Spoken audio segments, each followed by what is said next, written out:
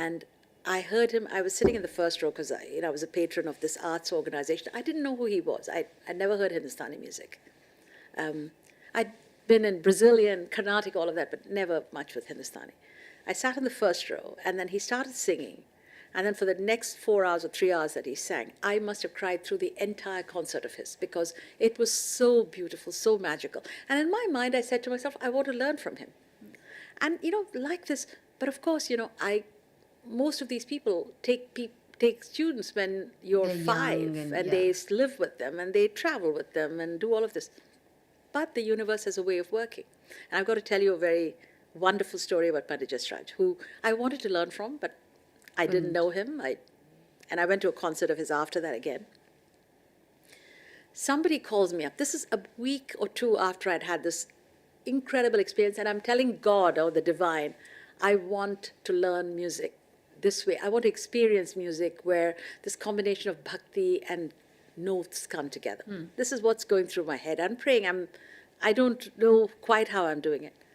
A friend of mine randomly calls me up and he says, 2 weeks later, and he says, and this is so bizarre, the coincidence, that I can't call it a coincidence, I call it universal synchronicity. He says, oh, I'm a single guy, and I'm going to have Pandit Jasraj to my house for dinner tomorrow. But they have just called me up and given me a list of dietary requirements for him, which I cannot meet because I'm a single guy. I was going to order Chinese food, but he doesn't eat onions, he doesn't eat garlic, he doesn't eat anything. I don't know what to do. Do you think we can move the dinner to your house? And, because you've got cooks and stuff, so maybe you can do it. I said, of course, this is the guy I've been dying to meet. Yeah. So this is how I met Pandit Jasraj, and then I begged him to teach me. And I met all these teachers. So for me, this journey of finding music was never about performing. And when Pandit Jasraj gave me his senior most disciple to teach me, Pandit Girish Vazalwar, who passed away, I would sing for 10 hours a day. This is NDTV. And you're watching NDTV 24/7.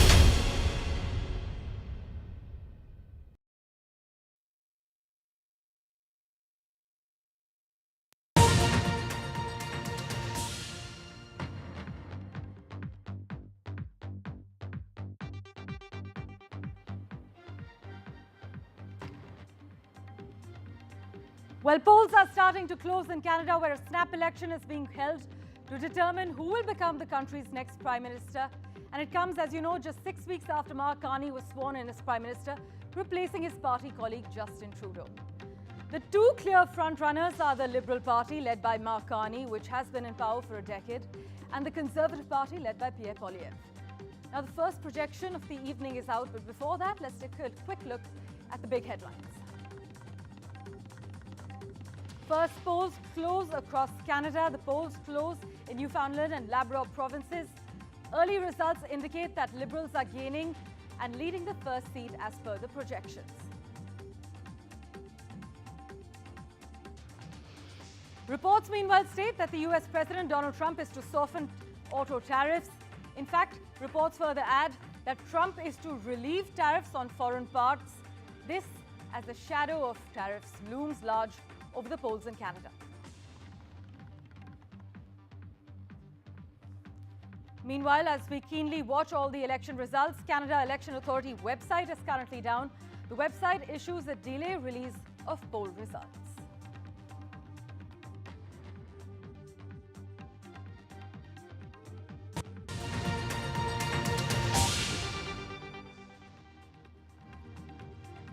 Well, polls are starting to close in Canada, where a snap election is being held to determine who will actually become the country's next Prime Minister. This, as Donald Trump in their neighborhood has caused quite the havoc with the tariffs.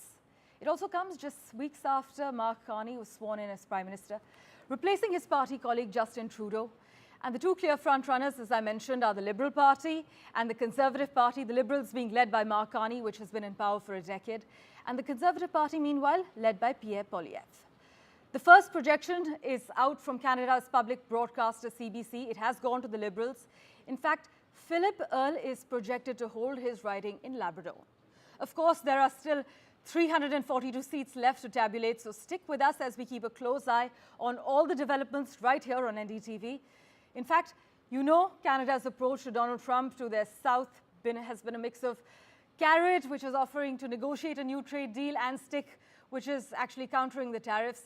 And Canada has already imposed roughly $65 billion worth in response to current American levies. To take a quick stock of the situation on how Washington is seeing the current events unfold, we've got Nick Harper joining us live at the moment. Nick, always a pleasure to see you on NDTV.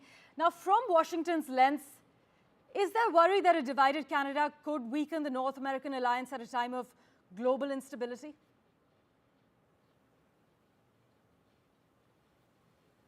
Well, I think from Donald Trump's point of view, he's happy for that chaos to be there. Indeed, he has been really the one that's been sowing that chaos.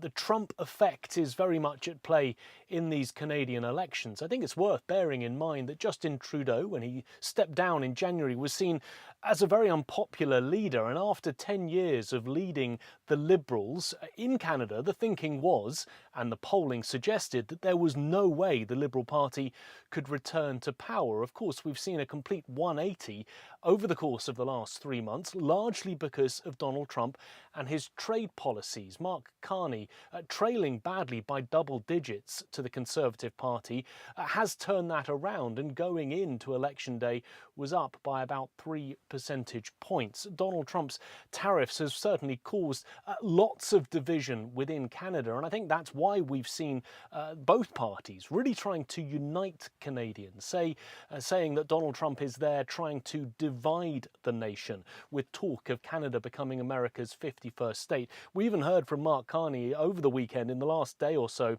ahead of polls closing, saying that Donald Trump was trying to break us, Canadians, so America can own us. And he said that he was the man to try and unite the country. And really, it's all about which person Canadians feel can better stand up to Donald Trump at a time when that alliance between the two North American countries is very much under threat. Also, Nick, how much does Trump's administration actually prefer Mark Carney to win over friendly Pierre Poilievre?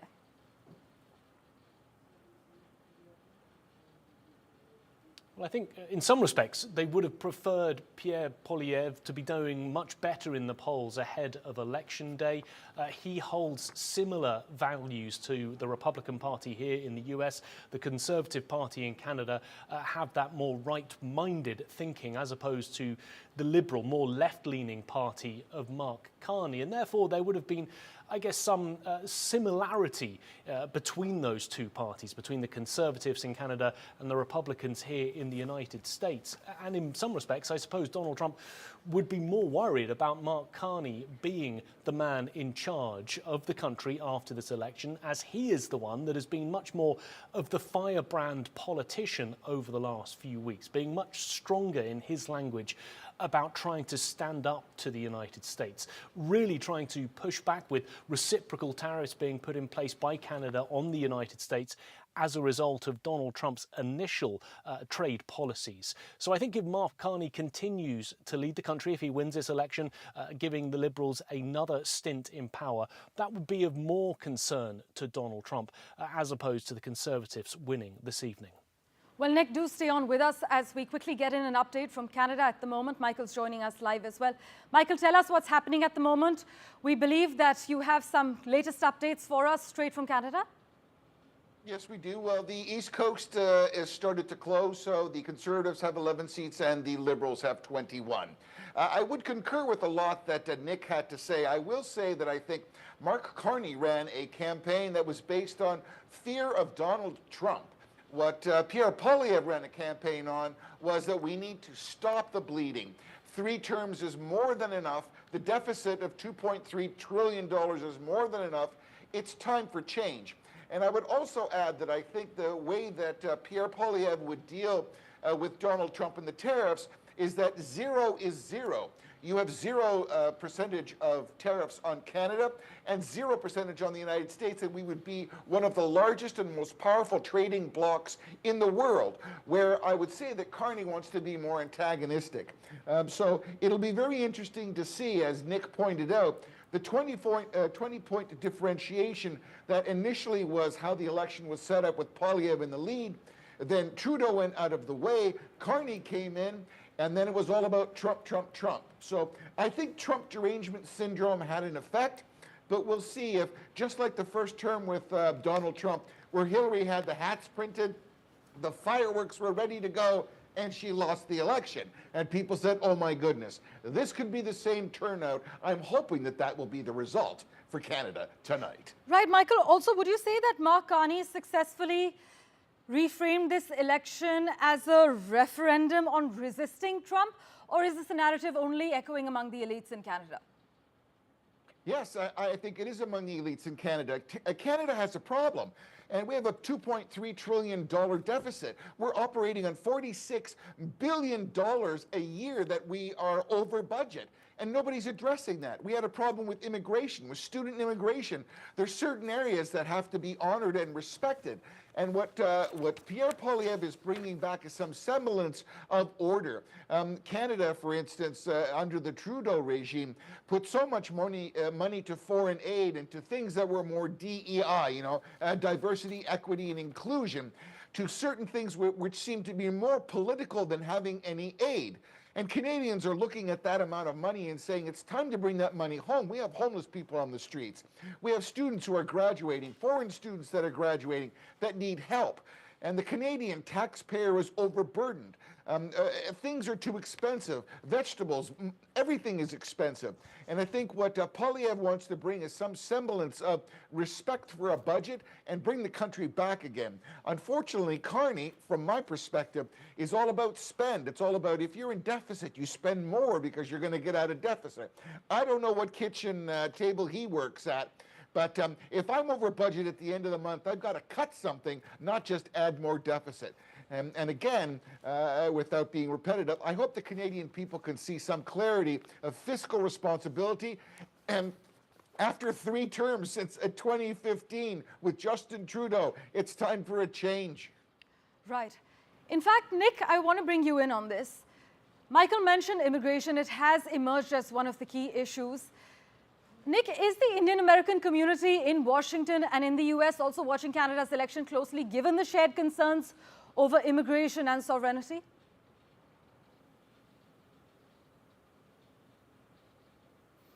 I mean, I'm sure they will be. Immigration has moved to the forefront here in the United States as a real driving force, a real motivating force for Americans. Of course, we saw Donald Trump win last year's election really because he pushed that immigration message very hard, saying that the previous Biden administration, the Democratic administration, had simply let too many illegal migrants into the United States. I guess what we've also seen from Donald Trump, now that he is within the Oval Office once again, is pushing on immigration as being an issue not just for the southern border that the US shares with Mexico, but also on its northern border that it shares with Canada. His original explanation as to why he was imposing tariffs on the US's 2 nearest neighbours, Mexico and Canada, was all down, he said, to immigration, the problem of too many illegal migrants crossing both borders, the south and the north, but also letting in illegal drugs, fentanyl, into the United States.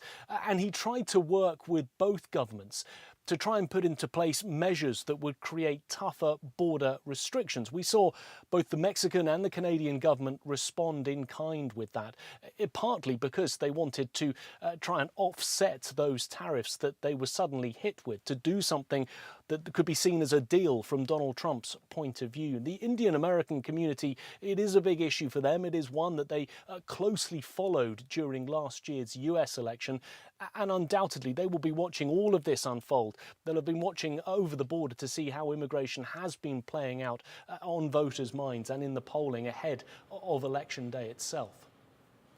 Right. Nick, before I let you go, is Washington also seeing Canada's election as a test case for whether democracies can actually resist the strongman politics trend?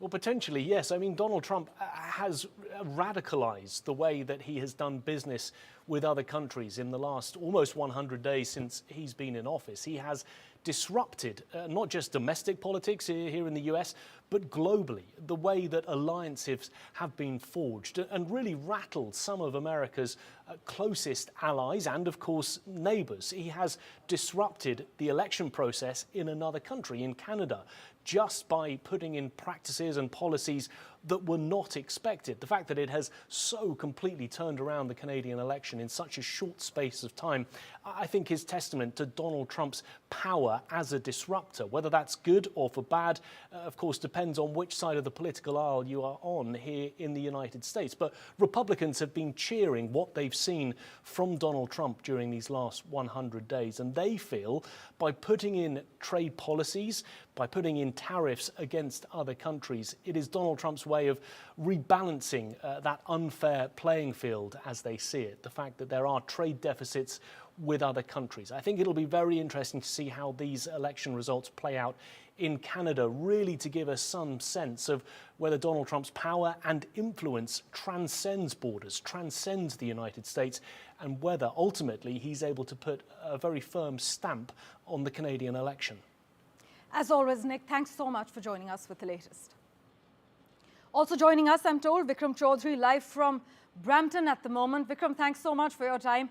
I know it's been quite a busy few hours for you, but with such a large Indian origin population in Brampton where you are, how invested are voters in issues like Canada's sovereignty and Trump's annexation threats?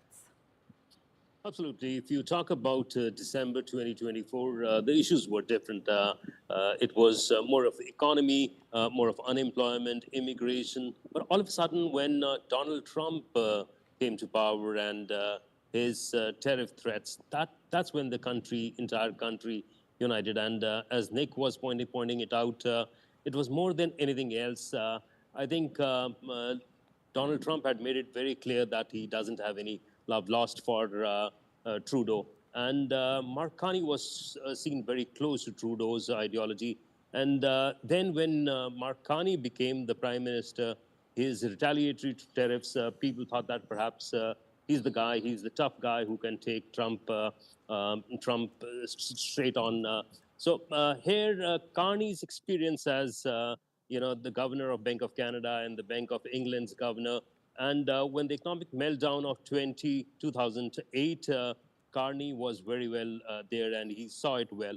So somebody who has economics in his background and a very strong forte of that, people thought that he's the right choice for the moment. And then somebody who had, who had this cabinet committee where they were talking to the U.S. officials, they were talking to Donald Trump. They thought that perhaps a new leadership would have to start from scratch, from zero. Here, Carney would be perhaps more at a point of advantage when he's negotiating with Donald Trump. So I think that's where he had the edge. And rest of the issues where many thought that he's taking over from where Trudeau left for the last 8-9 years of Liberal government. He proved them wrong. He said that I am not Trudeau, I'm Mark Carney. So he sent across that message very loud and clear that he's Mark Carney, he's somebody who knows how to correct the economics of the country and take the country forward. So in his last 1 month or so, he's proved his mettle and he was seen as a very strong leader. So many, they didn't try Pierre Poilievre. So that's where Carney had the advantage. The entire country had united. Brampton had its different issues. The Indian community had its different issues. But today, it's the question of survival. For Canada, it's the question of survival. And Donald Trump is the main threat here in Canada. So many thought that perhaps Carney is better placed. And that's the reason why there were reverses where Conservative Party till about December had almost 20. They touched 20 points lead. And today we were talking where the mainstream media is saying that Conservatives don't have edge anymore. Rather, Liberals, they are leading by 7 to 8 points. So as the early results come in from Atlantic Canada, I think Liberals are making a point there. Right, Vikram, thanks so much for taking us through what the hot issues are at the moment. In fact, to get in a word from Toronto, we have with us Yash Chawla joining us on the broadcast at the moment. Yash, thanks so much for making time for us. Now, we understand that affordability has been quite the crisis as far as Canada is concerned. Immigration has been one of the key issues. Take us through all the key issues in Toronto at the moment, and are we seeing any surprising tilts this time around? Well, to be very honest, there are a lot of key issues that bug the voters this time around. You nailed it right by calling out immigration as one of the issues, unchecked immigration, and people finding loopholes out of loopholes, and the government not plugging in, because if you the immigration is actually a federal responsibility, and they were not doing it well. So there's a whole lot of a problem with that. Plus, at the same time, inflation hit an all-time high. I'll just give you a very simple example. If you order the same items from a previous order that you did from a service like a Walmart, like 2 years ago versus now, there's a good 20-25% jump. And that's something that the people were feeling the pinch. At the same time, common people like us who go to work, there was a lot of homelessness. There was a lot of issues with the housing, because the housing market has also in fact crashed in the last few days. But that's a very specific Toronto problem. And as you're well aware, that most population in Canada is centric around the GTA, which is the Greater Toronto Area, and towards the west coast of Vancouver. So those were some of the big issues, and I felt that as I spoke to my friends who were also first-time voters and some of the other colleagues I've had, they're very confused. And to be honest, that means that tonight's going to be a very long night when the results keep coming out. But an incredible turnaround per se. The local canvassing was at its all-time high in the last couple of weeks, and there were people coming door to door. The local representatives where I live in Richmond Hill, Ontario, they were coming door to door. They were making the same kind of promises. And it's going to be an interesting night. The graphic on the screen says it's going to be neck to neck. What I'm also reading up online is that the Atlantic states are going to get flipped. So there might be a surprise coming in. But let's see what happens. Well, we'll keep a close eye on any surprises coming in with you. Yash, thanks so much for joining us with that quick update. Michael, I want to bring you in here. The pressure of sky-high rents, home prices, it seems to have created quite a voter swing in many parts. Take us through the early trends and also the key issues that have emerged for you that many may be missing at this point. Well, I think, first of all, it is the relationship with the United States. I think what Mark Carney did was stoke the fire of fear, the big bad, the United States. Canada put itself in a position where 75% of our product, our largest consumer, is the United States. You can't cut the hand that feeds you immediately. It takes some time. I think that reciprocal tariffs that Mark Carney immediately put on was a reactionary position that he had to take to stand up so Canadians know that we're not going to be taken advantage of.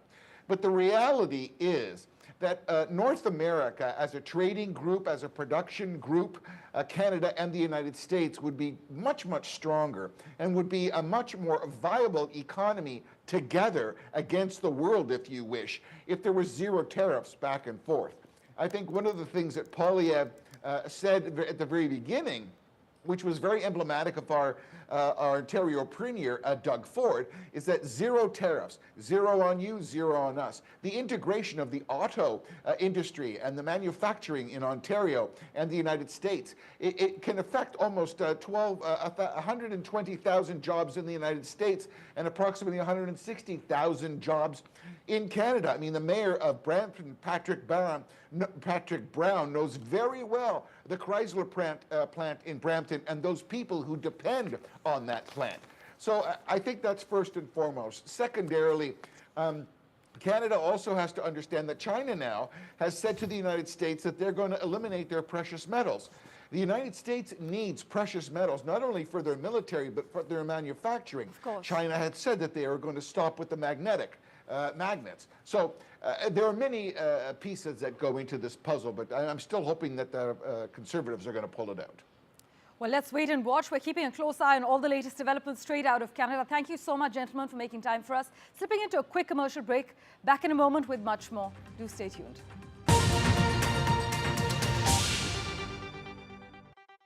In today's interconnected world, India's voice is more crucial than ever. When India speaks, the world listens. At NDTV World, we are that voice. bringing you intelligent and insightful news from India and beyond.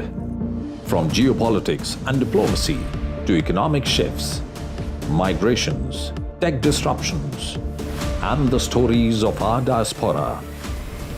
We cover the news that shapes our global future. NDTV World, your new home for global news, is here. From interesting tech startups to industry-leading companies, politics, sports, culture, curry, cricket. Oh, there's so much to talk about. Like me, if you too thrive on interesting conversations, this is a show you cannot miss. Watch this space to know more about all matters and all people that make Britain what it is today. Out of Britain, with me, Radhika Iyer.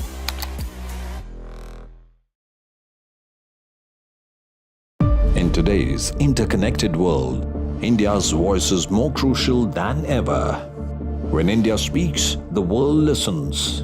At NDTV World, we are that voice, bringing you intelligent and insightful news from India and beyond. From geopolitics and diplomacy to economic shifts, migrations, tech disruptions, and the stories of our diaspora. We cover the news that shapes our global future. NDTV World, your new home for global news, is here. From interesting tech startups to industry-leading companies, politics, sports, culture, curry, cricket. Oh, there's so much to talk about. Like me, if you too thrive on interesting conversations, this is a show you cannot miss. Watch this space to know more about all matters and all people that make Britain what it is today.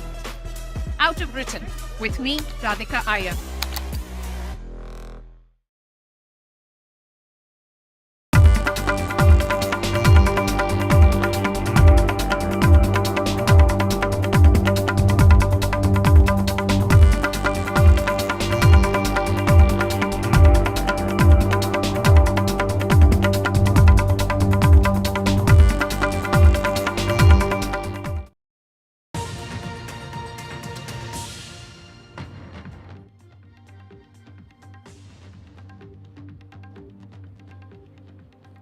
Well, Canada's polls are broadly seen as the most important election in a generation. One of the world's most prosperous nations and America's closest ally and trading partner, Canada has found itself in recent months unexpectedly in the crosshairs of President Donald Trump, targeted with tariffs and annexation threats, as our reporters from across Canada and Washington have been briefing you about as well. But the country has also seen many of its coveted national accomplishments in regard to the economy and social issues slip, including higher costs of living, high unemployment, rising housing costs, and also a surge in homelessness and substance abuse.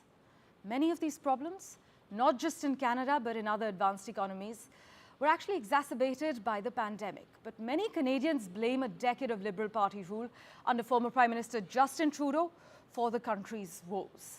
But what exactly are the main issues in Canada at this point? Take a look at NDTV World's report.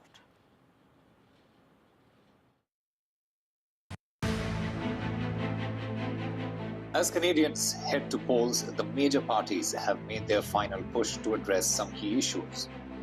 So what are they, and how are they shaping one of the most consequential elections in the country's history? One of the most important issues is the cost of living crisis, something Canada has been grappling with for years. Both the main parties, the Liberals and the Conservatives, have promised tax cuts for people in the lowest tax bracket. While Liberals are offering 1 percentage point cut, their opponents have promised to lower the rate from 15 to 12.75%. The campaigns have hinged on how the next leader would handle the trade crisis with its closest economic ally, the United States. The Conservatives have vowed tax relief for workers affected by the Trump tariffs. On the other hand, the Liberals have said they would help workers and businesses with the money raised by counter tariffs. Another issue affecting millions is skyrocketing home prices. While the Liberals want to create a federal entity that would act as a developer for affordable housing, The Conservatives are aiming to build 2.3 million homes in Canada in the next 5 years. With primarily these issues in mind, Canadians will decide who leads their country through some troubled times. Vishal Vivek's report for NDTV World. Look, I'm a very different person from Justin Trudeau. For further clarity, joining us on the broadcast at the moment, we have with us senior journalist from the US, live from Washington, Ray Locker. Daniel Boardman joining us live from Toronto. Also have with us Randall Henson, Professor of Political Science from the University of Toronto. And joining us in a few moments from now, we will also have ground voices from Canada. Daniel, I want to get in a word live from Toronto first. Would you say Mark Carney has successfully reframed this entire election as a referendum on resisting Donald Trump? Or is that narrative only playing among elites is what you would argue? Well, I mean, in a sense, I think that's a decent analysis. I think Donald Trump did a better job of framing the election around Donald Trump than Mark Carney ever did. I said a couple months ago, I mean, the Canadian election is basically, who do you hate more, Justin Trudeau or Donald Trump? And neither of the two names will be on the ballot.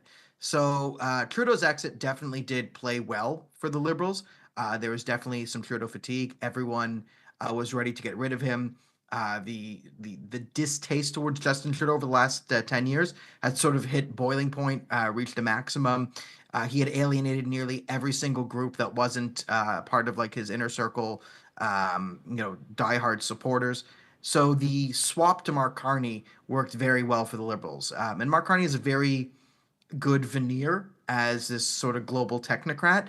And I think Mark Carney and Donald Trump are really good for each other politically. They work well as character foils to each other's bases. Right. So Mark Carney was basically running against Donald Trump. And you can understand in Canada when Trump's threatening to annex the country, how that could push people towards a very heavily anti-Trump view. And the Liberals in general in Canada have their form of nationalism. Canadian liberal nationalism is very anti-American. So when there's a wave of anti-Americanism, it does benefit the Liberals electorally. So that's why Carney really pulled into it. And Donald Trump seems to be kind of softly pushing Mark Carney and antagonizing people because I think Mark Carney is a much better villain for Donald Trump than Pierre Poilievre would be. Because if Pierre Poilievre, who is a very well-spoken economic, small C conservative, can talk about the value of free trade and all that, if Pierre Poilievre were to go on someone like the Ben Shapiro show and be able to connect with conservative Americans and explain why the whole tariff war is ridiculous, it could really undermine Trump as people see another strong, reasonable conservative leader on the continent and can cause some problems. Whereas a Mark Carney versus Donald Trump is perfect for each other because Mark Carney fits every sort of villain stereotype that the MAGA base would need. Global banker, prince money, in Europe, loves everything diversity and climate change, all those money laundering schemes for progressive causes he's in on. If Klaus Schwab is no longer, the villain of the internet right, Mark Carney is a perfect substitute for whatever, globalist conspiracy you want. So Carney's attempt and Trump's attempt to frame this as a Donald Trump election, of course, as I think it's been the biggest boon to the Liberals. If you look at the reason why people are voting conservative, it's a split of housing, crime, education, this, and this. Anti-Trump and fears of Trump and anti-Americanism is the primary driver of the current Liberal vote, as well as the collapse of Jagmeet Singh's NDP. Daniel, then, would you say this election is about the anti-Trump drive, economic competence, cultural survival, or simply just damage control against an uncertain American neighbor? Yeah, this is a very strange election to say what it's about, because it's a snap election after he got rid of Trudeau with Donald Trump coming in. This is a very consequential but whirlwind election. And again, it was only 38 days, and everyone was sort of weirdly caught off guard from it when we were kind of headed towards an early election for the last year. So it's a very strange election in Canada. Whereas I think sovereignty is the number one thing, but all the parties are very much aligned. There's no party, neither the Liberals or the Conservatives are going to cede sovereignty to Donald Trump. And, if you want to get technical on it, a liberal win, the way, listen, the way America would annex Canada is if Alberta were to hold a plebiscite and leave and then decide to join the States. I mean, the loss of any of the provinces would break the country. So if the Conservatives win, I think Alberta, there's no chance of Alberta leaving. If Mark Carney wins and continues the Liberals' antagonism towards the West, and the Trump administration kind of decides to learn what it's talking about when it mentions Canada and doesn't just sort of fly off the handle without any guidance, there's a scenario where they can entice a plebiscite in Alberta with 51st statehood. That is a threat to Canada here, but I mean it's very strange because it is an election kind of defined, but you base it, and as I said, this election is who do you hate more, Donald Trump or Justin Trudeau, and neither name's on the ballot. Right. So this election, as Daniel is arguing, is about who you hate more. But the former Bank of England boss, Mark Carney, he became Canada's Prime Minister after he was sworn in last month, and now he's fighting to stay in the job after calling a snap general election, which will see Canadians pick their new leader and who is going to be up against Donald Trump and his protectionist policies. Mark Carney was actually the first non-British person to take on the top banking role in the central bank's more than 300-year history. And he had previously steered his home country through the 2008 financial crash as the governor of the Bank of Canada. But you must note this, unlike most Prime Minister hopefuls, Mark Carney has never held political office. Still, he handily won the Liberal Party contest to replace outgoing Prime Minister Justin Trudeau in early March. Now he's touting his experience handling the global economic crisis, hoping Canadians will see him as the leader most likely to stand up to Donald Trump, who has launched a trade war on his northern neighbor. Just take a look at Mark Carney and his career highlights.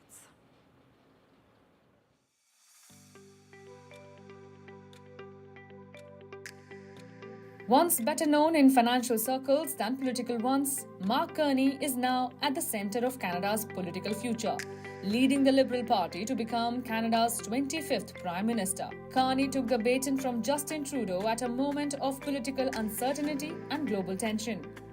With President Trump's repeated threats related to trade and even annexation, Canada's defence, many now believe, could rest on Carney's shoulders. Born in the Northwest Territories, raised in Edmonton, he went on to become the governor of the Bank of Canada during the 2008 crisis. In 2013, he became the first non-Brit to head the Bank of England and later steering the UK through Brexit. But Carney wasn't always destined for politics. He aligned with the Liberal Party in 2021, just as Trudeau's popularity began to fall. When offered the finance minister post in 2023, he declined.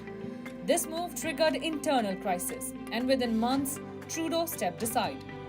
Carney's campaign is focused on fixing the economy, shielding Canada from Trump's trade threats, and stabilizing a fractured political climate.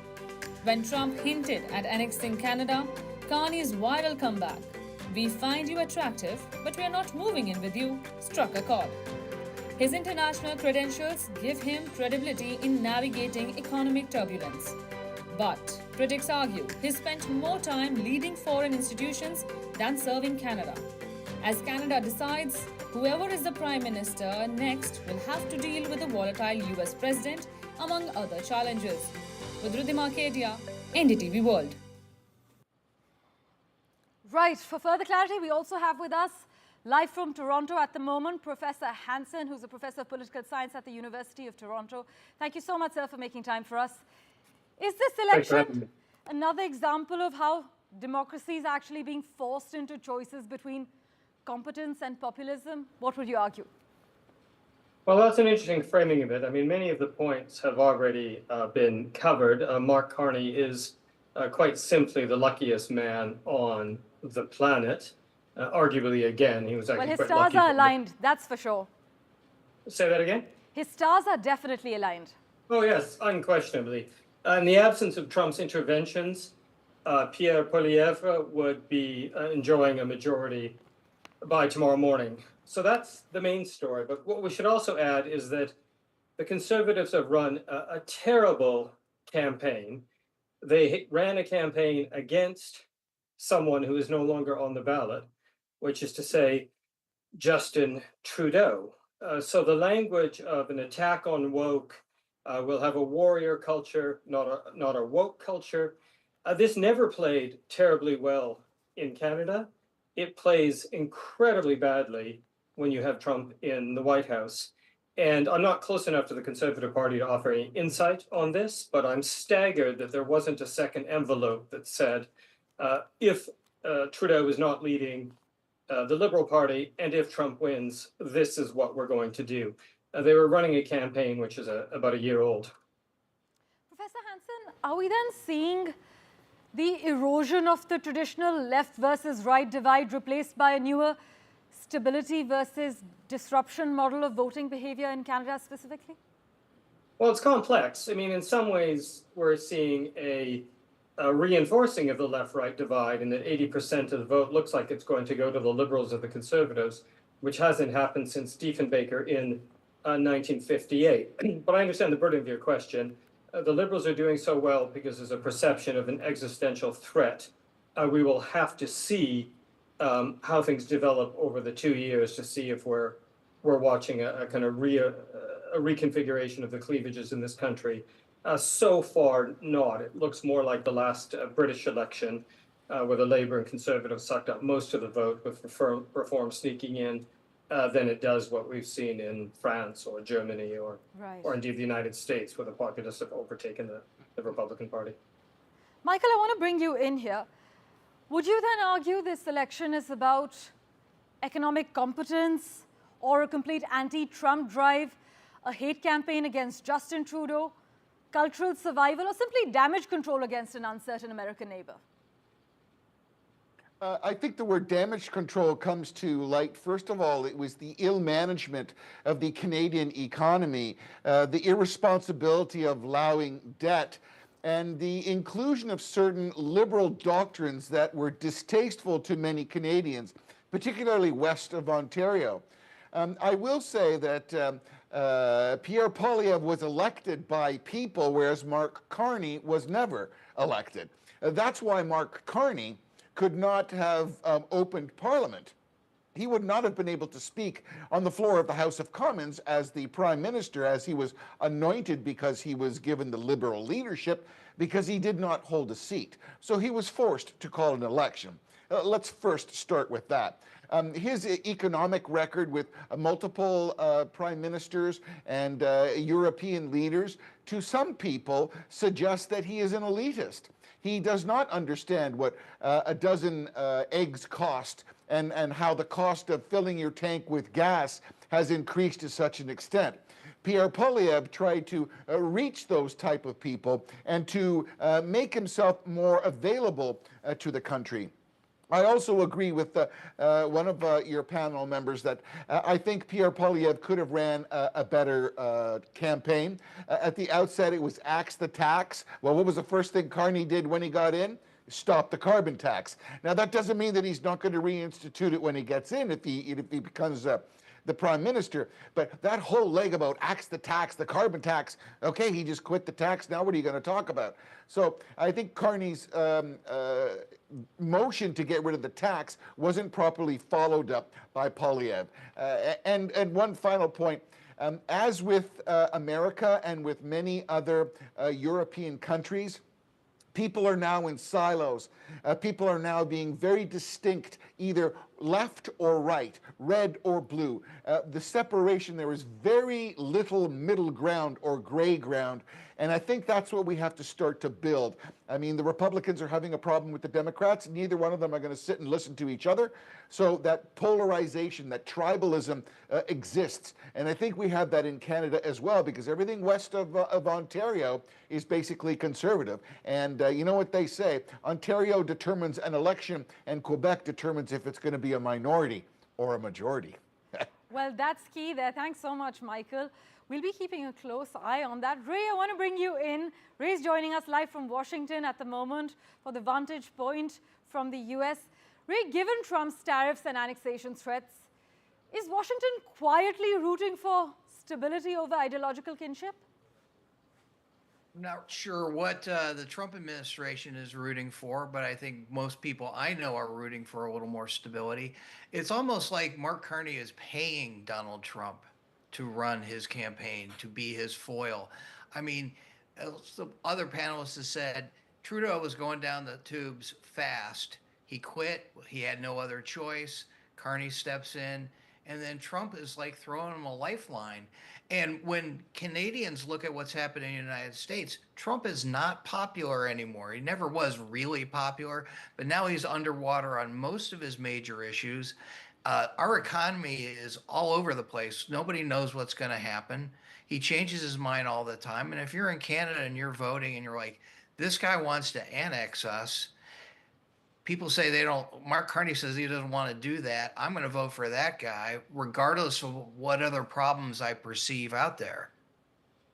Well, Ray, could Canada's political turbulence then accelerate America's own debates about things like alliances, democracy, and even the trade policy in the next Trump presidency? Yeah, I think so. The current policies that are going on?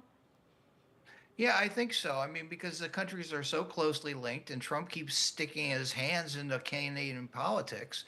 I mean, I look at what happened earlier this month with the Supreme Court election in Wisconsin. Elon Musk was up there. Trump was backing the Republican candidate for the Supreme Court, and they lost by 10 points in the state that Trump won in November. So people are kind of backing away for some of his policies. And the election in Canada, if Carney and the Liberals pull it out, will be seen as a validation of people who are trying to resist what Trump is doing. Right. Well, Ray, as always, thanks so much for joining us with your views. Do stay on with us as we slip into a very short commercial break, gentlemen. We're back in a moment with the latest. Do stay tuned.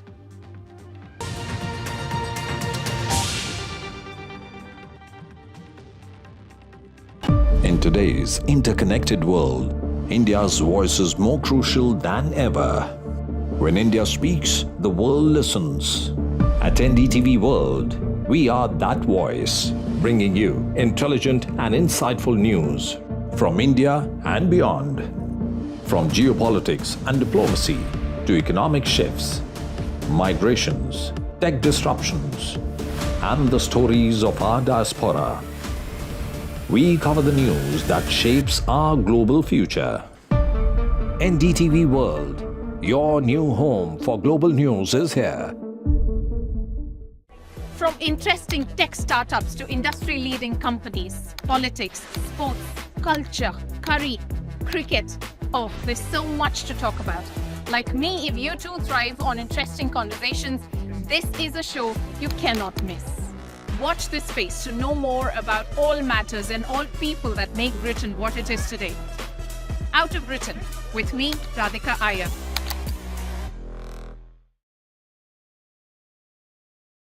In today's interconnected world, India's voice is more crucial than ever. When India speaks, the world listens.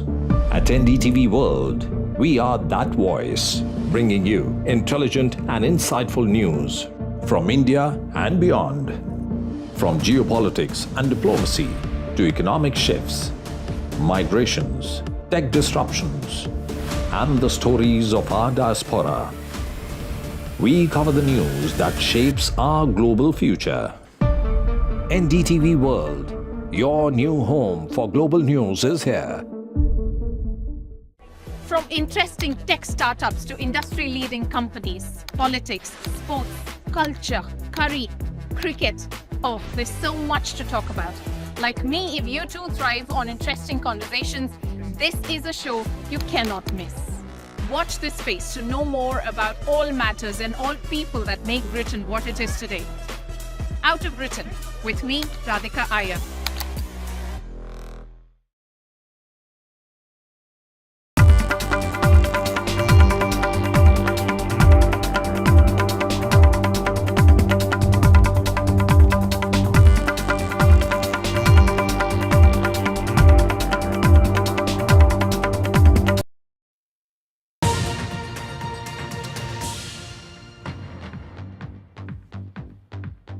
Well, you're tracking the detailed coverage on Canada's polls with us on NDTV. We've got a panel of experts throwing lights on all the key issues that are concerning the voters in Canada and whether Mark Carney will now be leading the nation and whether he'll be elected to do so. With us at the moment, we have Ray Locker, live from Washington, D.C., Professor Hansen, live from Toronto. Professor Hansen, I'd like to just quickly bring you in on one other aspect. Is the Canadian election another sort of example for how leaders from across the West should actually stand up to Donald Trump and his protectionist policies and transactional nature? Well, it's a fascinating question because there's really two models out there, and you can cite some evidence in favor of both of them. Carney and Canada generally has stood up to Trump. China has done so to a superlative degree, and the British are pursuing a strategy of accommodation, if not appeasement. There are different views on this, but as far as I can judge Donald Trump, when he smells weakness, he smells blood. And what we've seen in response, above all, to China, but to a degree to Canada, when he exempted from some of the tariffs those goods that were covered by free trade acts, is that he will respond to strength. So that's a long and rather academic way of saying, yes, I think there's something to what you're suggesting. Well, in what ways then might this outcome of this election actually redefine Canadian federalism, especially in multicultural provinces like Quebec?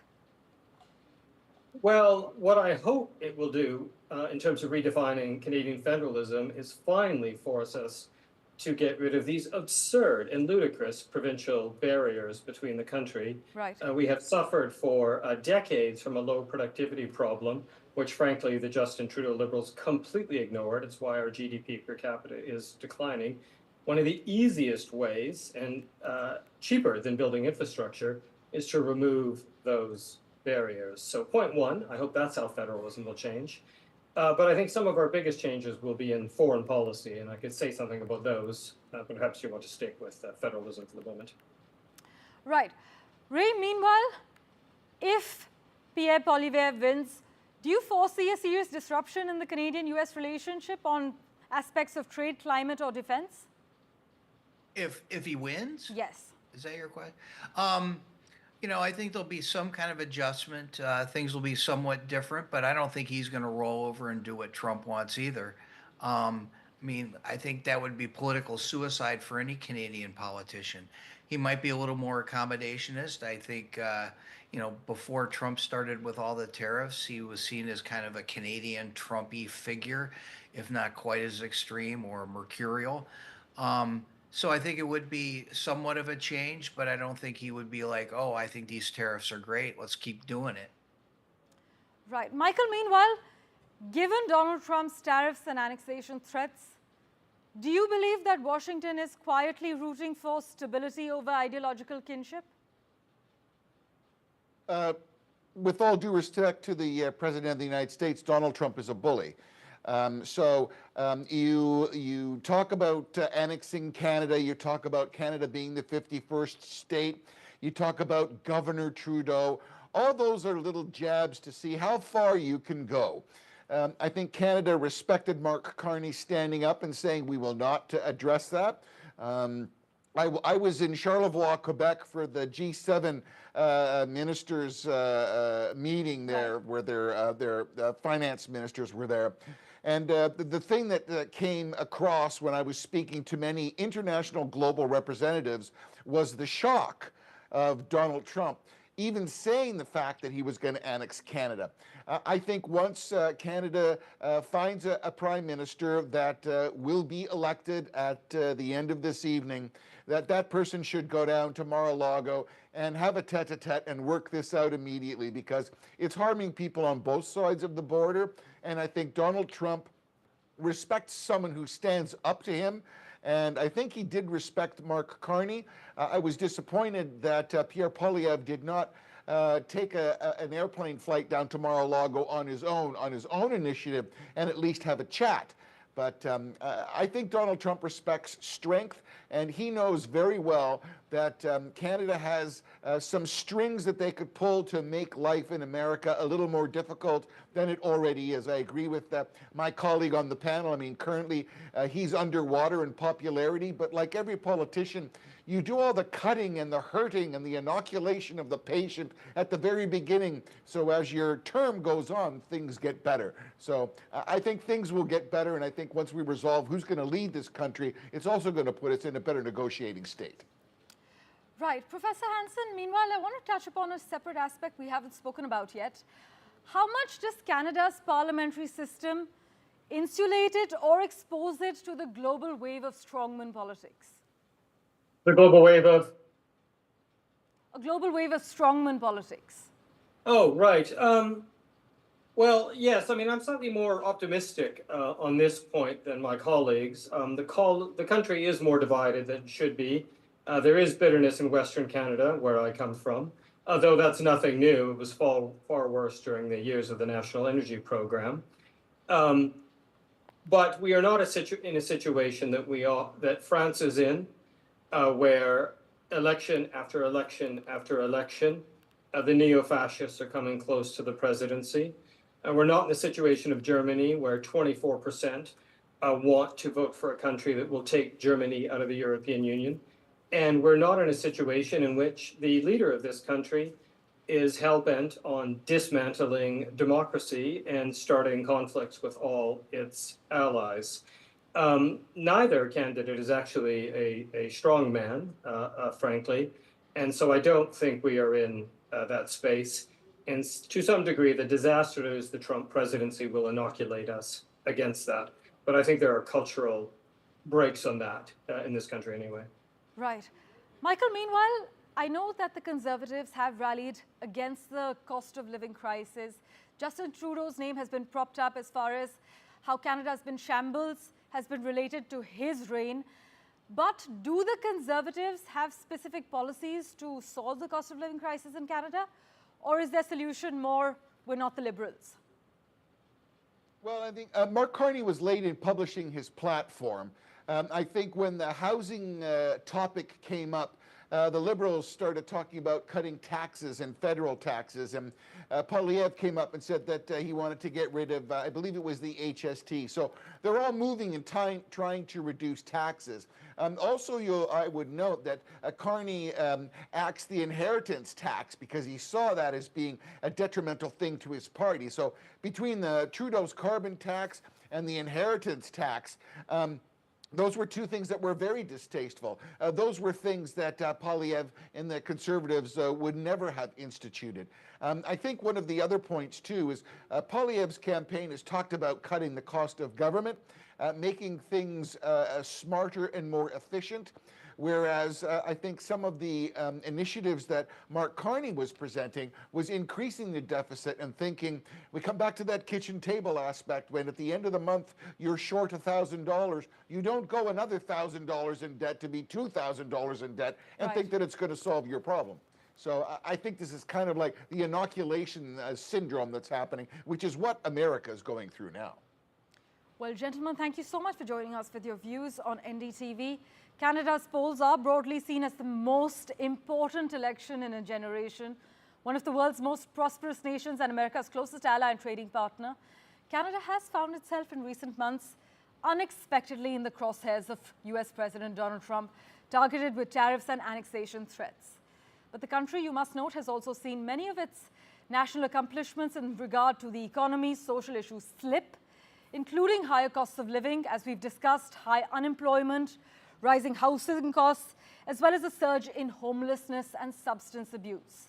Many of these problems, not just in Canada, but in other advanced economies as well, were actually exacerbated by the pandemic, but many Canadians blame a decade of Liberal Party rule under former Prime Minister Justin Trudeau for the country's woes.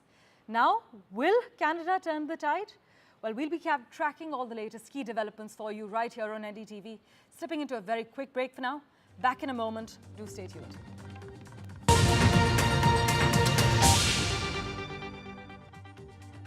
In today's interconnected world, India's voice is more crucial than ever. When India speaks, the world listens. At NDTV World, we are that voice, bringing you intelligent and insightful news from India and beyond. From geopolitics and diplomacy to economic shifts, migrations, tech disruptions, and the stories of our diaspora. We cover the news that shapes our global future. NDTV World, your new home for global news, is here. From interesting tech startups to industry-leading companies, politics, sports, culture, curry, cricket. Oh, there's so much to talk about. Like me, if you too thrive on interesting conversations, this is a show you cannot miss. Watch this space to know more about all matters and all people that make Britain what it is today. Out of Britain, with me, Radhika Iyer.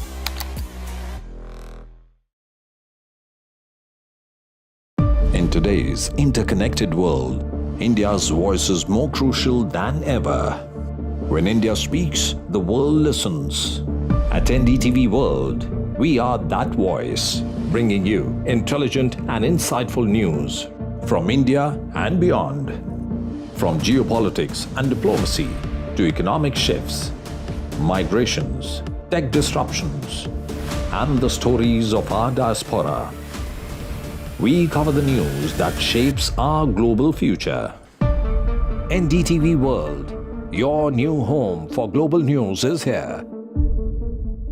You've been nominated several times for the Grammys, but what it's been like the last 25 years? Because, music is also a fairly competitive field. It's of course, the search to find your identity is there. You want to do that.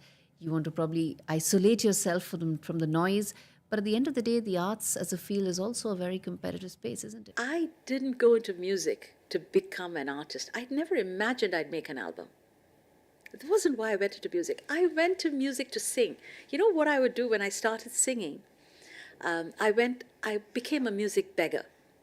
I truly would. I heard, for the very first time, I heard Pandit Jasraj sing. And I heard him, I was sitting in the first row because I was a patron of this arts organization. I didn't know who he was. I never heard Hindustani music. I'd been in Brazilian, Karnataka, all of that, but never much with Hindustani. I sat in the first row, and then he started singing. And then for the next 4 hours or 3 hours that he sang, I must have cried through the entire concert of his because it was so beautiful, so magical. And in my mind, I said to myself, I want to learn from him. And, like this, but of course,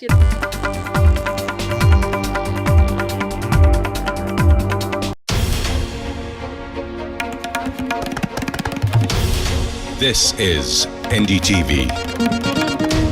And you're watching NDTV 24/7.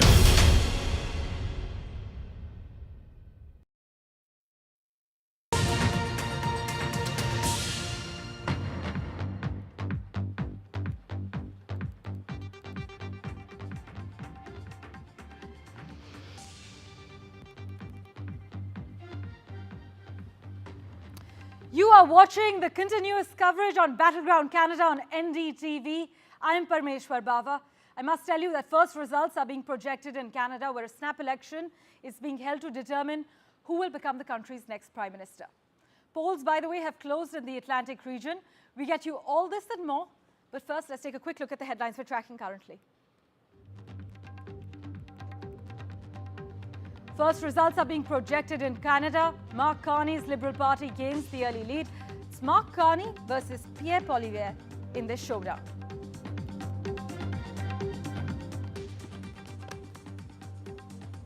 After being down briefly, the Elections Canada website is now finally back up.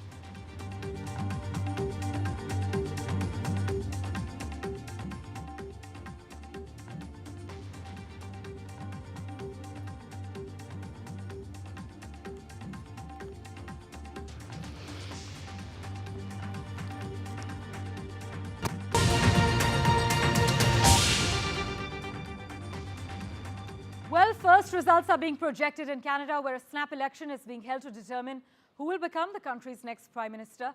As I mentioned, polls have closed in the Atlantic region.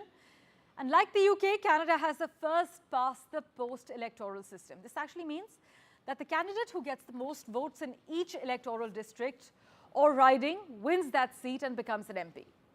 The share of votes doesn't have to be a majority. It just has to be one more vote than the second place candidate. So basically, under this system, a party can secure the most seats in the House of Commons without receiving the most votes across the whole country, which is exactly what happened in the last election. In fact, you must know that back in 2021, the Liberals finished as the largest party by winning 47% of seats ahead of the Conservatives on 35%. We are going to be tracking the latest updates for you at the moment. But first, the former Bank of England boss, Mark Carney, who became Canada's Prime Minister after he was sworn in last month, he's actually fighting to stay in the job after calling a snap general election, which will see Canadians pick their next leader and pick who is going to be fighting up against Donald Trump. Mark Carney was the first non-British person to take on the top banking role in the central bank's more than 300-year history. This is something we've highlighted earlier as well. And he had previously steered his home country through the 2008 financial crash as the governor of the Bank of Canada. But here's the key point that many find surprising. Unlike most Prime Minister hopefuls, Mark Carney has never held political office. Still, we are here today, and he handily won the Liberal Party contest to replace outgoing Prime Minister Justin Trudeau in early March. As we know, he is now touting his experience handling the global economic crisis, hoping Canadians will see him as the next leader most likely to stand up to the US president who has launched a trade war on his northern neighbor. Just take a look at Mark Carney's career highlights.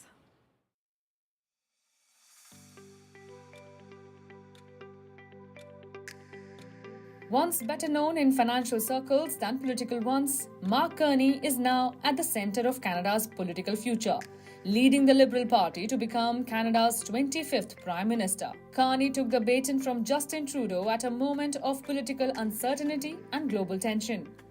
With President Trump's repeated threats related to trade and even annexation, Canada's defence, many now believe, could rest on Carney's shoulders. Born in the Northwest Territories, raised in Edmonton, he went on to become the governor of the Bank of Canada during the 2008 crisis. In 2013, he became the first non-Brit to head the Bank of England and later steering the UK through Brexit. But Carney wasn't always destined for politics. He aligned with the Liberal Party in 2021, just as Trudeau's popularity began to fall. When offered the finance minister post in 2023, he declined. This move triggered internal crisis, and within months, Trudeau stepped aside. Carney's campaign is focused on fixing the economy, shielding Canada from Trump's trade threats, and stabilizing a fractured political climate. When Trump hinted at annexing Canada, Carney's viral comeback, "We find you attractive, but we are not moving in with you," struck a chord. His international credentials give him credibility in navigating economic turbulence. But critics argue he spent more time leading foreign institutions than serving Canada. As Canada decides, whoever is the Prime Minister next will have to deal with a volatile US President, among other challenges. With Ridhima Kedia, NDTV World. Well, in sharp contrast, Pierre Poilievre, 45-year-old, is no newcomer to Canadian politics. He was first elected to Parliament at the age of 25. He has spent nearly 2 decades in Ottawa, earning a reputation as a combative debater and policy wonk. But his political career includes serving as Minister for Democratic Reform and Employment during the Stephen Harper government. And since becoming the Conservative Party leader back in 2022, Mr. Poilievre has actually reinvigorated the party's base with a message built around personal freedom, economic responsibility, and government accountability. In fact, his mantra of freedom over control has resonated with voters disillusioned by pandemic-era restrictions, inflation, and rising government intervention. But champion of economic reform, central to Poilievre's platform is his promise to make life affordable again for ordinary Canadians. Take a look.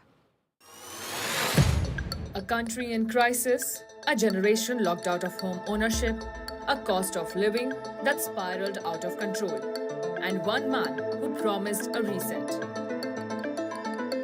We need a new Conservative government for a change that will axe taxes, greenlight construction of homes, mines, pipelines, LNG plants, bring home our jobs so that we can reinforce our economic fortress against the Americans.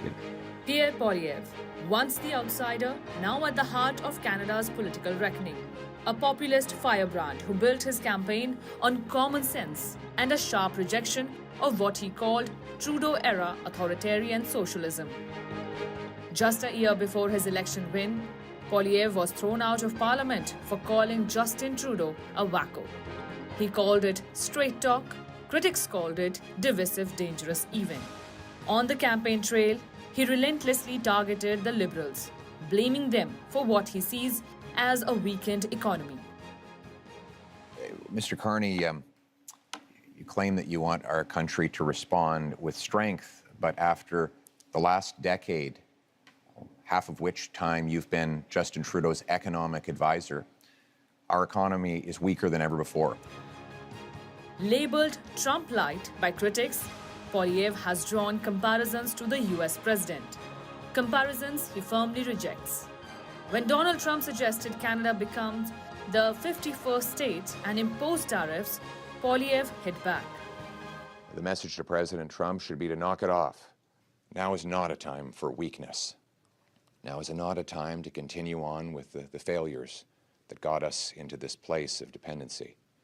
Now is the time to take back control and relaunch our economy so that we can confront the President's unjustified threats and tariffs in a position of strength.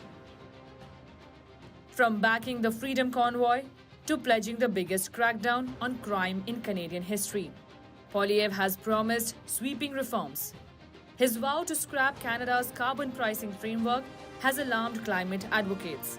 His wife, Anaida, came to Canada as a child refugee. And while Poilievre speaks of integration over identity, his immigration policy is directly linked to housing supply and affordability.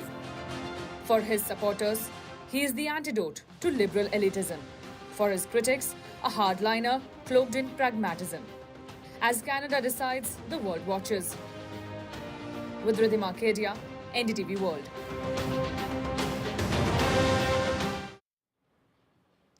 And joining us with the latest updates from Ground Zero, we have with us live from Vancouver my colleague Maha Siddiqui, who's been giving us the lowdown on all that's crucial in Battleground Canada. Also joining us live at the moment, Vikram Chaudhary, live from Brampton, and Yash Chawla is live from Richmond Hill, Toronto with us.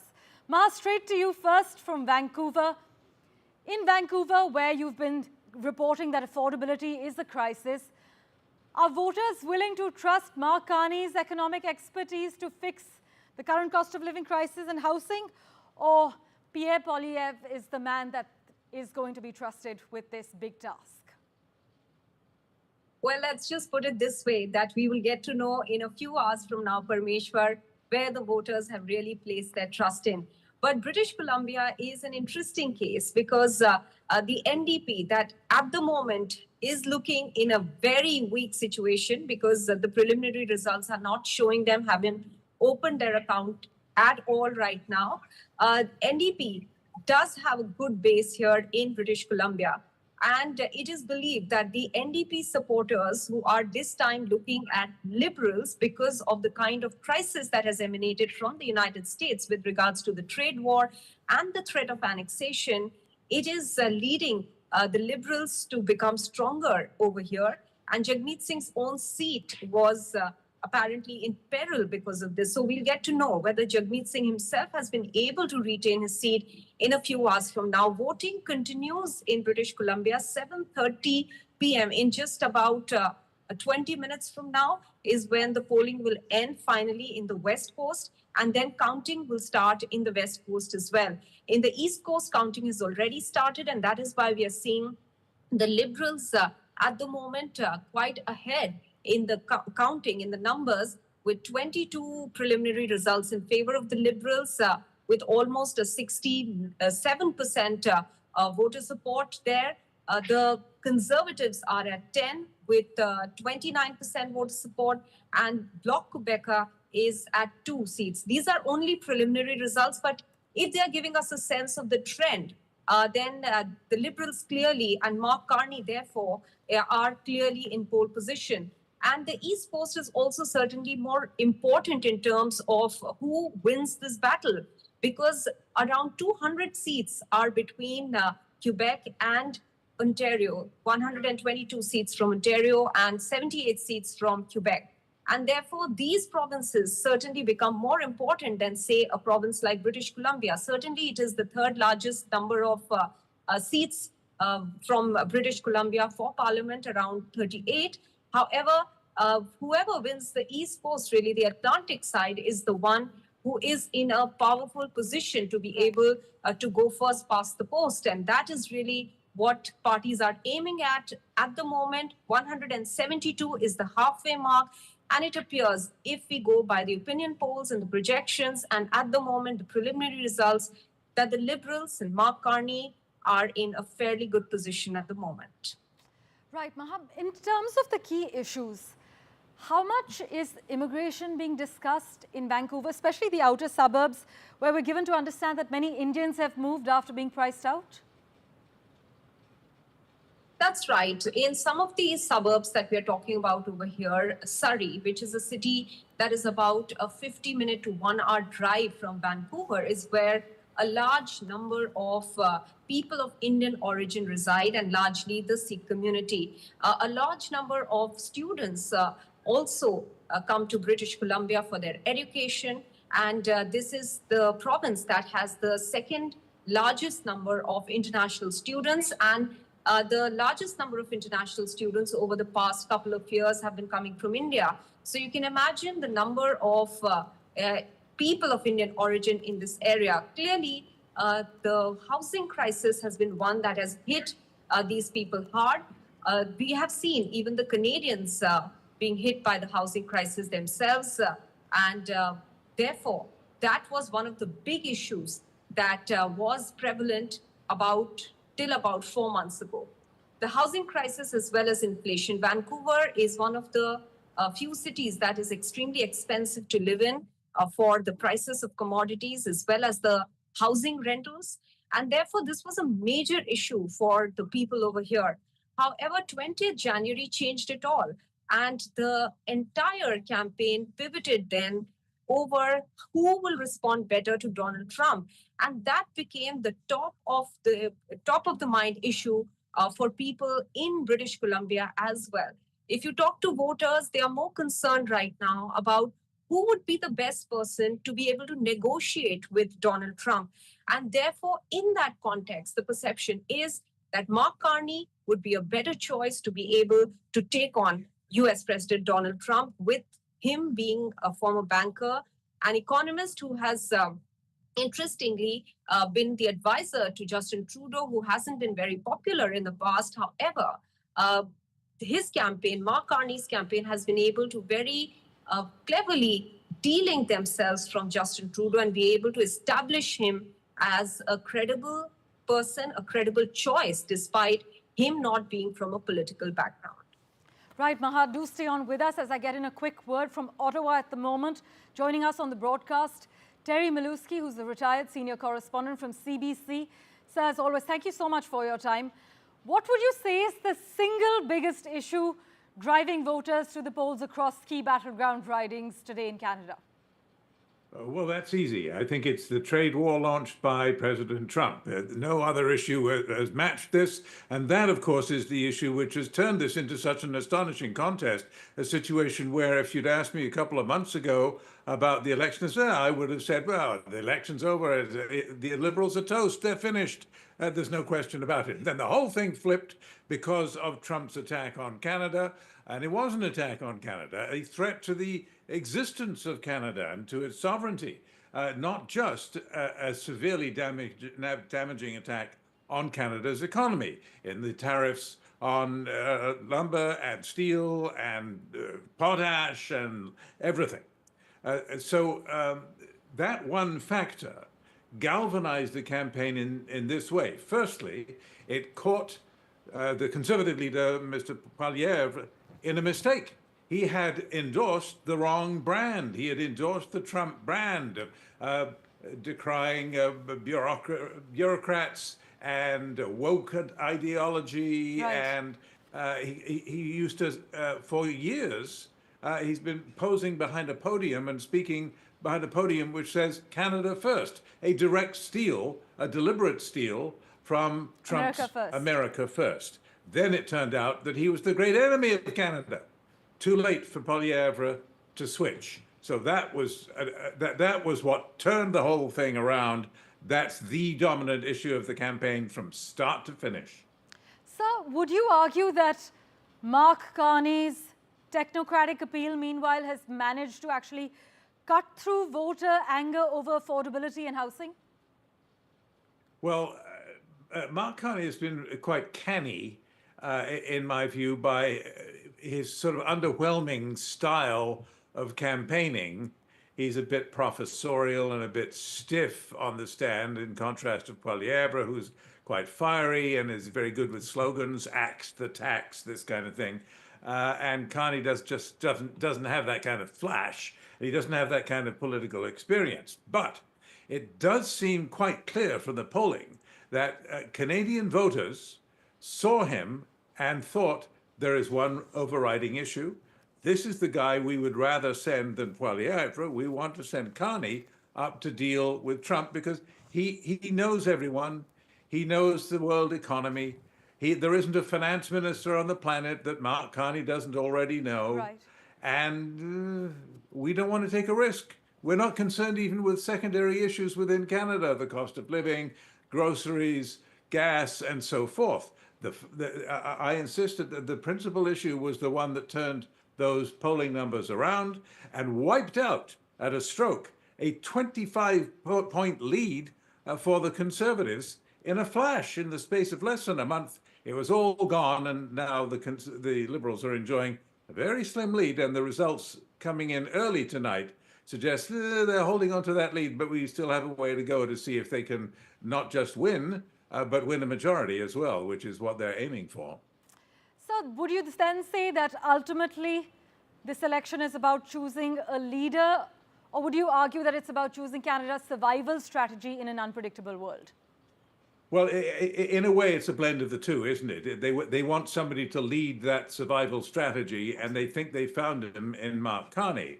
I mean, he's not completely unknown. I mean, and his role as an anti-politician or a non-politician has been, I think, a little bit exaggerated. Right. I mean, you know, he was a senior economic advisor to Justin Trudeau, so it's not as though he can be completely divorced from the Liberal heritage of unpopularity, but somehow he's overcome it. I think that the public seems to have decided early on, at about the point that Carney says, well, he's not going to bend the knee to President Trump. And if President Trump doesn't show proper respect, in other words, forget the 51st state business and calling him governor. Absolutely. If he doesn't show respect, then he, Carney, isn't going to take his calls. And Canadians like that.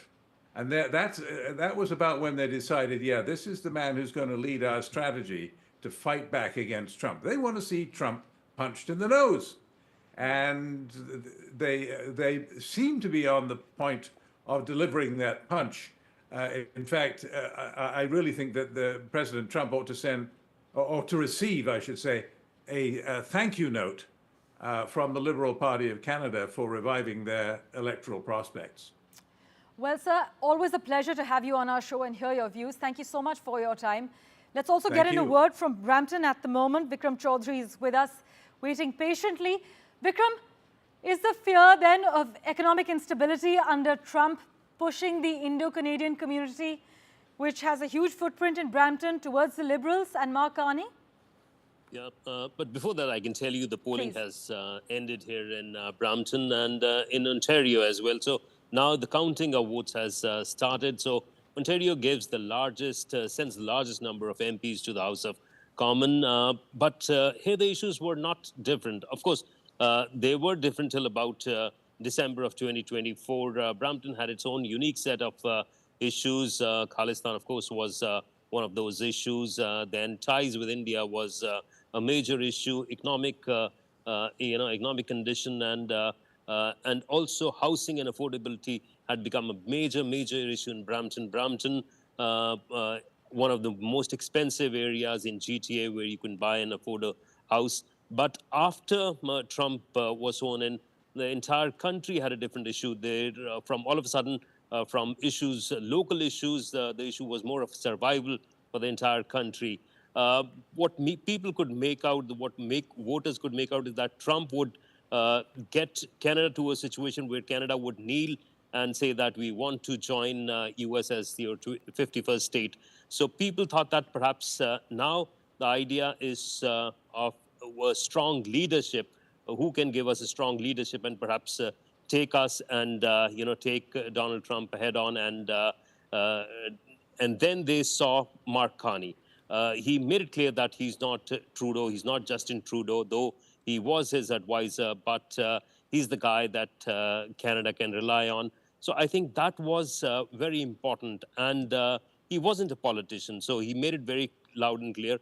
Though this campaigning was always about how loud your campaigning is, but he wasn't very loud, but he made his point very clear. And even when he was sworn in as the Prime Minister, the interim Prime Minister, his message to US and Donald Trump was very clear, and he and Donald Trump refrained addressing him as the governor of Canada. So that was a first win for Canadians, and I think that's where the 25% difference between conservative and liberals started to shrink, and it got to a point where liberals are leading today.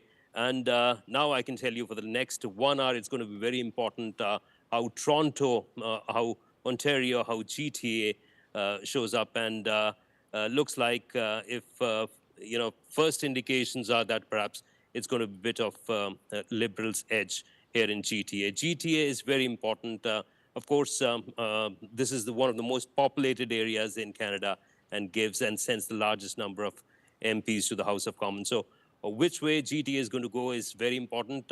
Most of these leaders, they were focusing on GTA. And I can tell you, Jagmeet Singh's political career started from GTA. And this election, perhaps, this is the third election where he's leading NDP.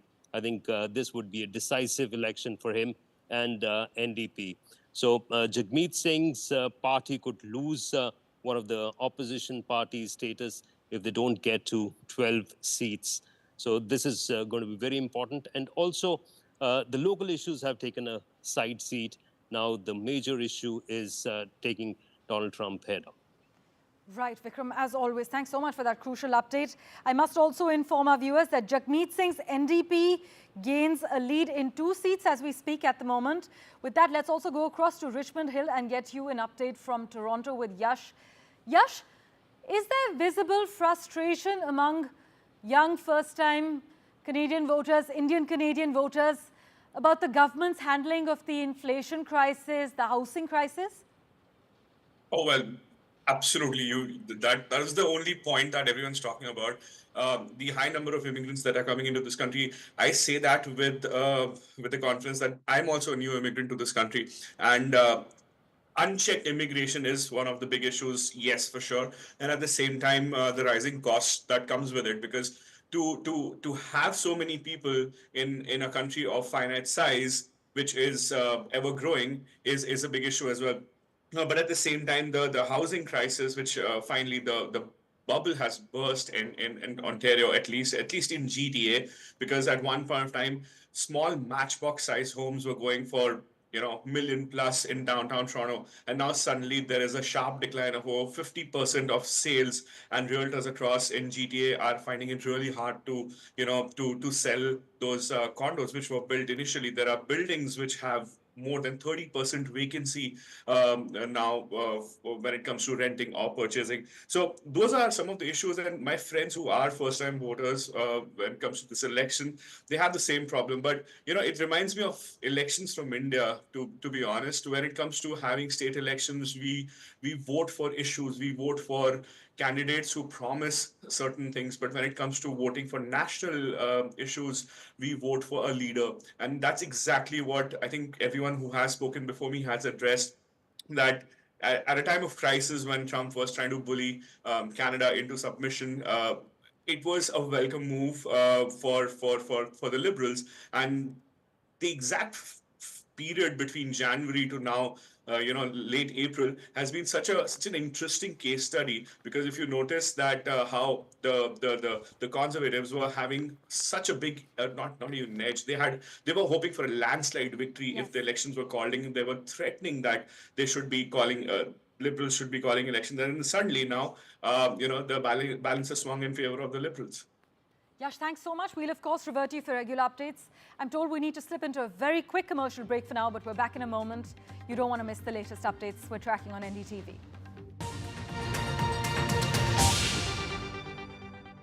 In today's interconnected world, India's voice is more crucial than ever.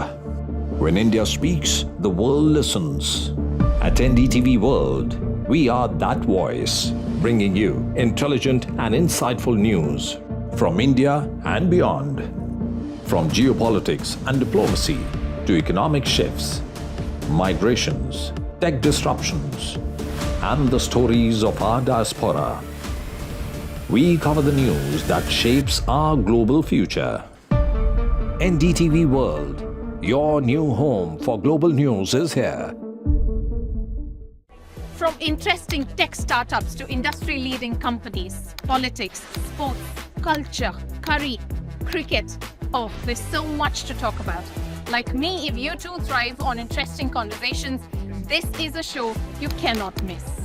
Watch this space to know more about all matters and all people that make Britain what it is today. Out of Britain, with me, Radhika Iyer.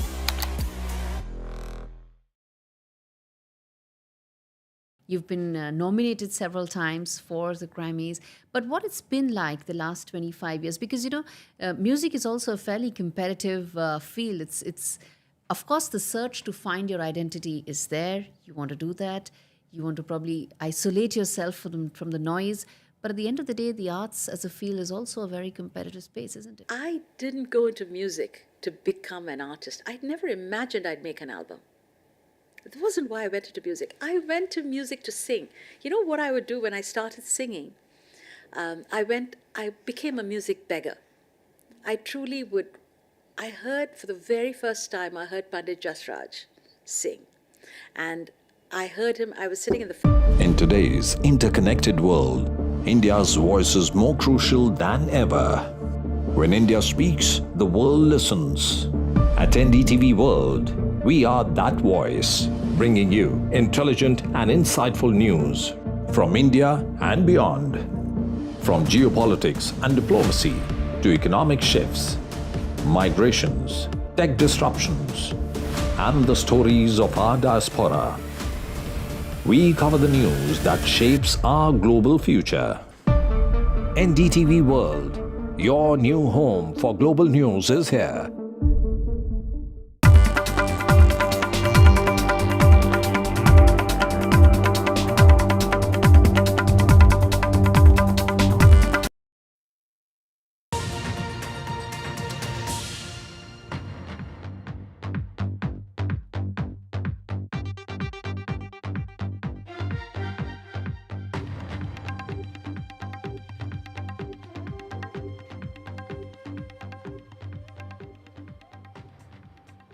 Well, you are watching NDTV. We are tracking the latest as far as Battleground Canada is concerned.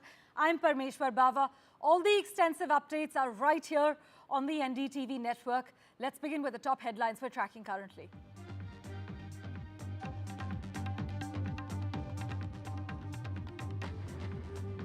As far as the initial indications are concerned, Mark Carney's Liberal Party maintains the lead in Canada.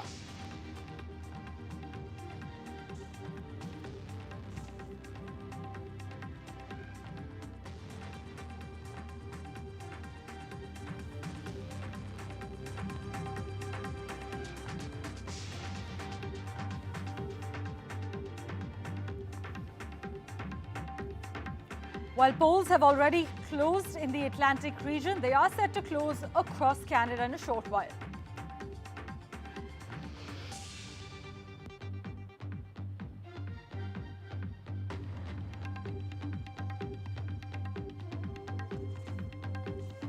Jagmeet Singh's NDP gains a lead in one seat. The magic number that his party is chasing is 12 to remain in power.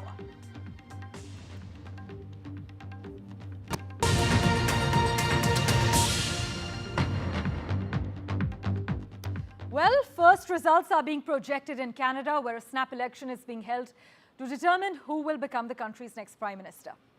Polls have closed in the Atlantic region, and in just a short while from now, they will close across Canada. And like the United Kingdom, Canada has a first-past-the-post electoral system. What exactly does this mean? Let me break it down for you. The candidate who gets the most votes in each electoral district or riding wins that seat and becomes an MP. The share of votes doesn't have to be a majority, it just has to be one more vote than the second-place candidate. So under the system, a party can actually secure the most seats in the House of Commons without receiving the most votes across the whole country, which is exactly what happened in the last election. You see, back in 2021, the Liberals finished as the largest party by winning 47% of the seats, ahead of the Conservatives on 35%. In fact, what exactly are the key issues that Canada is basing this election on? You must note that the polls this time are seen as the most important election in a generation. It is one of the world's most prosperous nations and America's closest ally and trading partner. And Canada has found itself in recent months unexpectedly in the crosshairs of US President Donald Trump, targeted with tariffs and annexation threats as well. But the country has also seen many of its national accomplishments in regard to the economy and social issues slip, including higher costs of living, higher unemployment, tighter immigration laws, as we've been covering extensively on NDTV, rising housing costs, as well as a surge in homelessness and substance abuse. Many of these problems, not just in Canada, but in other advanced economies, were actually exacerbated by the pandemic, but Canadians are blaming a decade of Liberal Party rule under Justin Trudeau for the country's woes. What exactly is it that got 7 million people to head for advanced polling? Take a look at the key issues that Canada is basing this election on. As Canadians head to polls, the major parties have made their final push to address some key issues. So what are they, and how are they shaping one of the most consequential elections in the country's history? One of the most important issues is the cost of living crisis, something Canada has been grappling with for years. Both the main parties, the Liberals and the Conservatives, have promised tax cuts for people in the lowest tax bracket. While Liberals are offering 1 percentage point cut, their opponents have promised to lower the rate from 15 to 12.75%. The campaigns have hinged on how the next leader would handle the trade crisis with its closest economic ally, the United States. The Conservatives have vowed tax relief for workers affected by the Trump tariffs. On the other hand, the Liberals have said they would help workers and businesses with the money raised by counter tariffs. Another issue affecting millions is skyrocketing home prices. While the Liberals want to create a federal entity that would act as a developer for affordable housing, the Conservatives are aiming to build 2.3 million homes in Canada in the next 5 years. With primarily these issues in mind, Canadians will decide who leads their country through some troubled times. Vishal Vivek's report for NDTV World. Look, I'm a very different person from Justin Trudeau.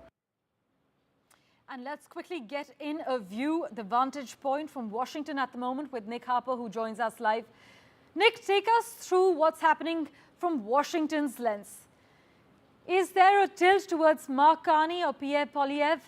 What's the latest?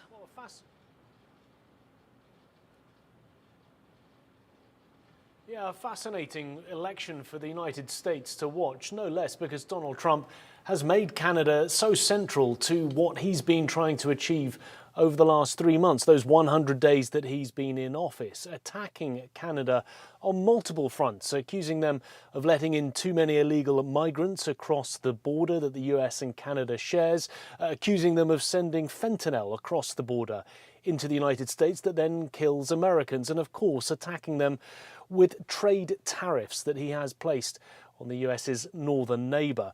And on top of that, joking repeatedly about Canada becoming the United States' 51st state. Interesting that the two men really who are in contention of becoming the next Prime Minister, Mark Carney and Pierre Poilievre, both of them have differing views of Donald Trump. Both of them have attacked him repeatedly, saying that he is trying to divide Canadians. But interesting that Mark Carney seems to have been the man who's been able to capture the message better than Pierre Poilievre. He's been able to unite Canadians in the face of Donald Trump. He's the man, I guess, who's been able to capture that advantage. Because bear in mind, Poilievre's Conservatives were far and away above in the polls about 3 months ago, before Donald Trump put those tariffs in place. And then Mark Carney, capturing that message of defiance against Donald Trump, surged in the polls. But of course, Poilievre, as a Conservative, is much closer in nature to Donald Trump, a Republican. Some have compared him, saying that he is a mini Trump, both of them against woke ideologies that they say have infected both the United States and Canada. And yet it might not be the person who wins tonight's election. It might be Mark Carney, who's clearly going to be a harder concept for Donald Trump to try and deal with over the coming months. He's already proven himself in the short time that he's been Prime Minister since Justin Trudeau stood down, as someone who is fierily going to stand up for Canada's rights, for Canada's sovereignty, and for Canada's trade unity. Nick, then, is the US viewing Mark Carney's rise as a direct pushback against Trumpism, against Trump's transactional nature and his protectionist policies?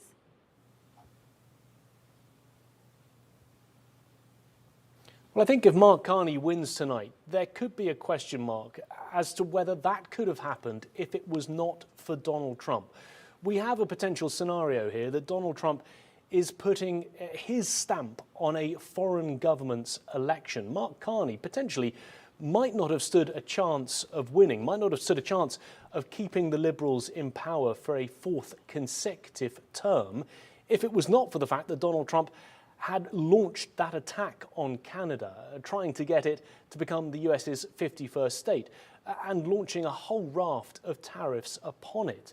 Pierre Poilievre with the Conservatives were in such a strong position because the country was disgruntled. They were unhappy with Justin Trudeau. They were unhappy of 10 years of him in power, with the Liberals fronting the country, and the Conservatives were saying it was time for change. However, when Donald Trump launched his tariff attacks, Pierre Poilievre didn't pivot to the moment in a way that Mark Carney did. Poilievre was continuing to push the idea that it was time to push the Liberals out, whereas Mark Carney was trying to unite Canadians around the threat of Donald Trump. And I think by capturing that better than the Conservatives were able to do, I think put Carney in a much stronger position. So Donald Trump, it could be argued, has potentially had a direct result on this election, especially if Carney is the victor tonight. On that note then, Nick, is Washington also seeing Canada's election as a test case for whether democracies can actually resist the strongman politics trend?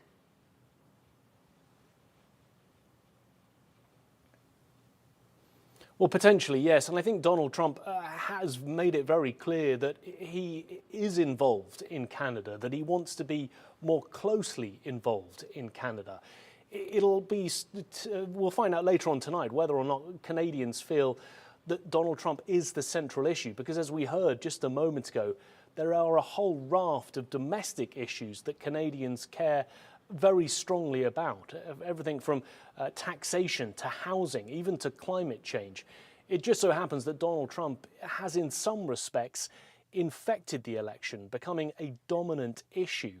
We'll have to wait and see whether Canadians have decided that they are going to try and stand up to that strong man in politics, to stand up to the person that they feel is threatening their sovereignty. And I think Mark Carney, of course, has really tried to make that a rallying cry. He even said in campaigning over the weekend that Donald Trump was trying to break Canada so that America can own us. Canadians have said time and again they do not see that as a funny joke, this idea of Canadian sovereignty being expelled, of it becoming part of the United States. That joke, they say, wore thin a very long time ago. And they, of course, have seen that surge in nationalistic spirit, something that Mark Carney has managed to capitalise on, and I guess in part, therefore, helped by Donald Trump and the rhetoric that he has been putting out against Canada. Nick, as always, thank you so much for taking us through the latest developments and also contextualizing all the key details for us. Let's get in a word from Vancouver and Brampton at the moment with my colleagues Maha Siddiqui and Vikram Chaudhary. Maha, to you first.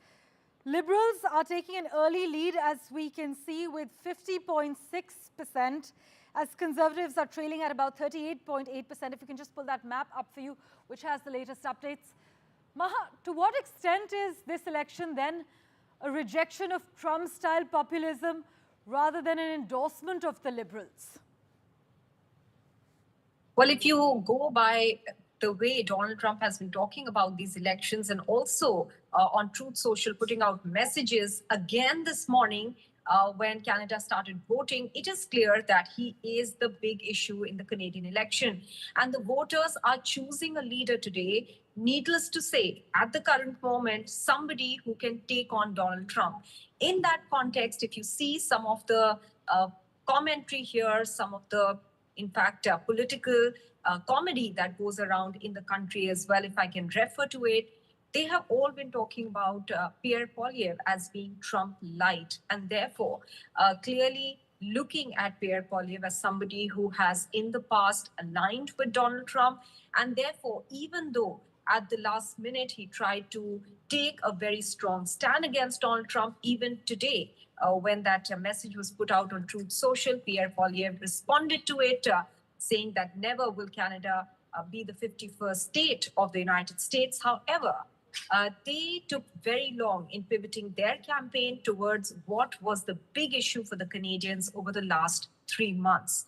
And that was the annexation threat from the US and the economic coercion coming their way in the form of tariffs. And that's exactly where Mark Carney's campaign was able to capture the voters. They were able to project him as a person, a serious contender to take on Donald Trump because of his past record of being the governor of Bank of England, Bank of Canada, being a banker, former banker, an economist. And even though he's a political outsider, suddenly the voters started gravitating towards him as an entity who would be one person who can negotiate at equal terms with US President Donald Trump. And that really is the big issue, the dominant issue. And we are seeing the voting today that has taken place and the advance voting as well.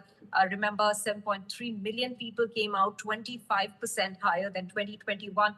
All this indicative of the fact that the people in Canada want to give a majority to a party, which is likely to be the Liberals, as the trends are suggesting at the moment. And this is largely to give the Prime Minister enough support and be able to give him that heft to be able to take on US President Donald Trump.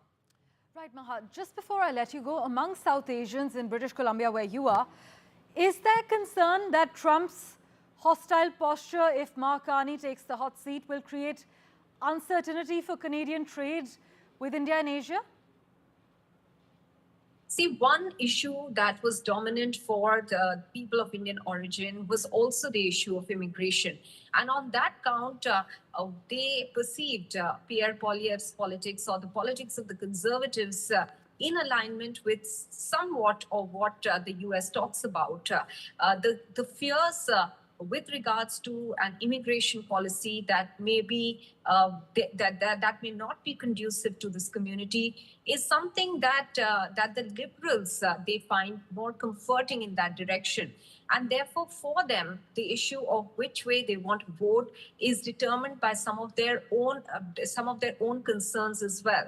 As far as the issue of trade overall is concerned, and the issue of trade with regards to British Columbia itself is concerned, British Columbia has lumber trade specifically with the US, and that has been mired in a dispute between the two sides for many years now. And therefore, trade relations, if you only specifically look at the province of British Columbia, that is also something that was a hard-pressing issue for BC. And people in BC understand the repercussions that they could have faced because of Donald Trump and his tariffs that he was imposing. Of course, some of the bigger tariffs in the auto sector are hitting more on the East Coast. But overall, the understanding that the Canadians have with regards to tariffs, how it could hit them, how it could raise, in fact, the cost of living for people here is all something that is determining the voter turnout today, as well as the results that we'll be seeing today. Thanks so much, Maha, for joining us with the lowdown from Vancouver. Let's get in a word from Brampton at the moment with Vikram. Vikram, do issues like rising cost of living and affordability outweigh global concerns like US-Canada relations for voters in Brampton? Absolutely. I think, as we discussed earlier, it was a question of survival for Canadians, and the more of unity. It was nationalism and unity which took the center stage. Of course, inflation, affordability, and economy in shatters. That was one of the issues, but that was 3 months ago. If today's vote share of Liberal Party is, if you take into account 2 months is a long time in politics, and that's the testimony here. When Mark Carney, was sworn in, he made it very clear. I think the first thing he had to clear is that he doesn't carry the baggage from legacy of Justin Trudeau. He said that he's nothing to do with Justin Trudeau, and there's no similarity between him and Justin Trudeau. Axe the tax was one of the slogans that Mark Carney was champion of. What happened is that the day Mark Carney took over, he abolished the taxes. So there was no tax on carbon. So that was a major relief for consumers out here.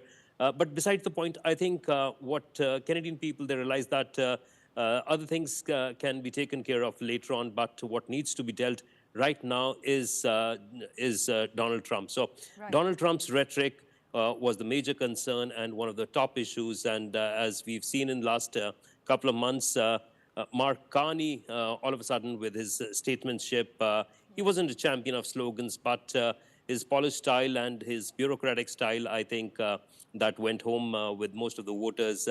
What we're seeing perhaps is 2021 Liberal Party was at its peak, the popularity was at its peak, but still they failed to get their own majority. So there are reasons, there are political analysts who believe that there could be I must reasons. inform, I sincerely apologize, I'm cutting you through.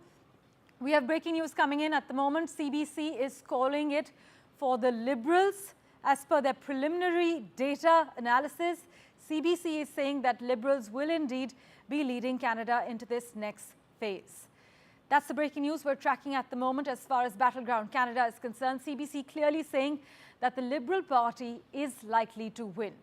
We'll keep tracking all the latest updates for you. Let's just get in a quick word from Michael before we go into a short commercial break.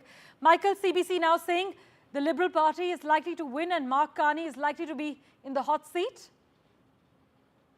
Yes, that's true, and there's probably going to be a minority government. That's what it looks like. I will say that I think this is a swan song for Jagmeet Singh. He's having a challenge in his own riding and performed poorly in Quebec and has lost something like 6 seats. So I think the NDP party will have to consider a new leader. I think that Mark Carney will probably take a minority government. But that means that we're going to be in a perilous situation because formerly the NDP was the one that held a little bit of the judgment, if you wish, because they were aligned with the Liberals. Now with Pierre Poilievre as the official opposition, we may have a little more turmoil. And then the Parti Québécois, the Bloc Québécois, will have a lot more power. So it's going to be an interesting ride for the next little while. But they still need some seats to get a majority, and a lot of Canada's West is still to come in, which is very conservative. So I think it may be still a little tighter than those would think. But there are some public broadcasting entities that have called the election for the Liberals because there's only so many seats left. Right. Michael, meanwhile, how unprecedented would you say this political comeback is for the Liberals compared to Justin Trudeau's reign and now under Mark Carney, and the result that we're seeing as far as preliminary information is concerned? Yes, I would agree with you. I think unprecedented. First of all, when you consider that the Conservatives had a 20-point lead approximately 6 months ago, and then for the last 6 weeks, I mean, the Liberals have had over a 10-point lead. Considering the sentiment of Canadians for the carbon tax and the distaste that they had for the way Trudeau was conducting this country, it's quite a remarkable save, as one would say, that Mark Carney has been able to do. So I think it's going to be quite interesting. There may be a challenge, I will say, with the leadership of the Conservatives, because we'll have to see if Pierre Poilievre could hold on to it. Well, we'll unpack all the nitty-gritties in just a moment after this very short commercial break. Michael, do stay on with us. We're back in a moment with the latest.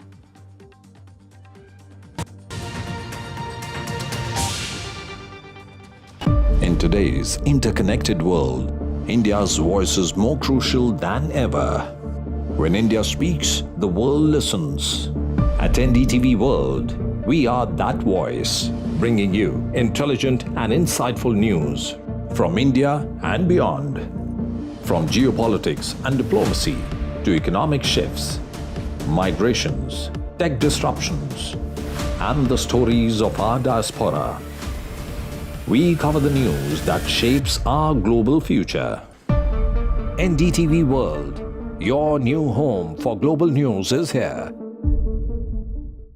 From interesting tech startups to industry-leading companies, politics, sports, culture, curry, cricket.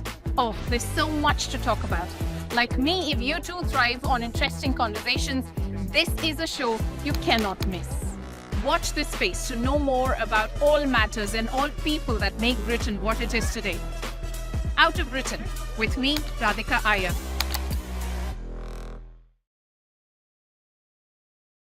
You've been nominated several times for the Grammys, but what it's been like the last 25 years? Because, you know, music is also a fairly competitive field. It's of course, the search to find your identity is there. You want to do that. You want to probably isolate yourself from the noise. But at the end of the day, the arts as a field is also a very competitive space, isn't it? I didn't go into music to become an artist. I never imagined I'd make an album. That wasn't why I went into music. I went to music to sing. You know what I would do when I started singing? I became a music beggar. I truly would. I heard, for the very first time, I heard Pandit Jasraj sing. And I heard him, I was sitting in the...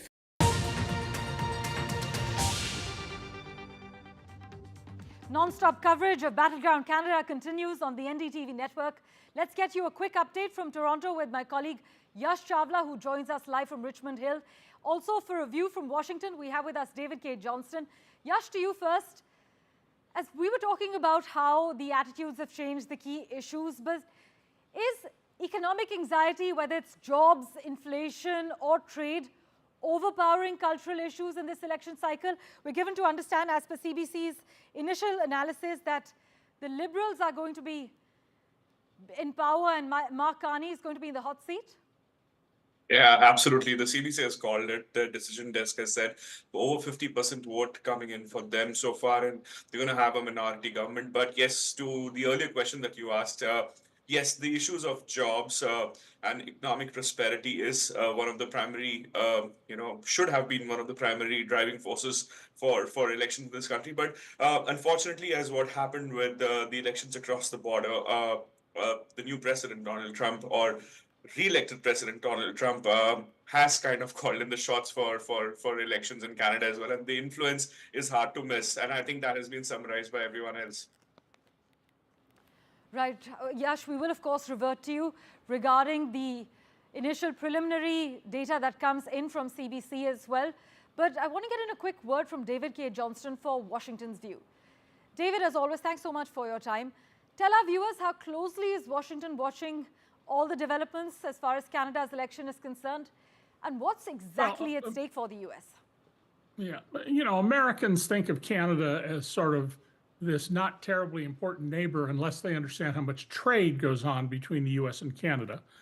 And I think the clear result here is that Canadians don't like Donald Trump's threats to their sovereignty. In fact, this evening I talked to 2 NDP voters who told me they voted with the Liberals because they wanted to make sure the Liberals had a majority and were in charge, not through a coalition government, but directly, solely because of their concerns about Donald Trump and, in fact, whether he might literally invade Canada. David, I want to touch upon a very specific aspect with you. How significant would you argue is Canada's stability for Washington's broader Indo-Pacific strategies against China specifically? Well, given the volume of trade and how complicated it is back and forth between the U.S. and with Canada, not having Canada as a partner would be a real problem. And I think the biggest thing that the Trump administration could cause to happen is for the EU, the UK, Canada, Japan, South Korea, Australia, New Zealand, Singapore, to form and India, to form a free trade coalition that excludes the United States. That would be an enormous damage to the United States. I don't think that Donald, who's not a strategic thinker, however, would appreciate or understand that until something like that actually happens.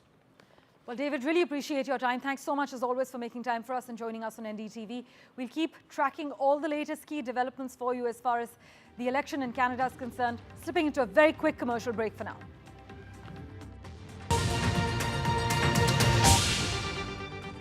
In today's interconnected world, India's voice is more crucial than ever. When India speaks, the world listens. At NDTV World, we are that voice, bringing you intelligent and insightful news from India and beyond. From geopolitics and diplomacy to economic shifts, migrations, tech disruptions, and the stories of our diaspora. We cover the news that shapes our global future. NDTV World, your new home for global news, is here. From interesting tech startups to industry-leading companies, politics, sports, culture, curry, cricket. Oh, there's so much to talk about. Like me, if you too thrive on interesting conversations, this is a show you cannot miss. Watch this space to know more about all matters and all people that make Britain what it is today. Out of Britain, with me, Radhika Iyer.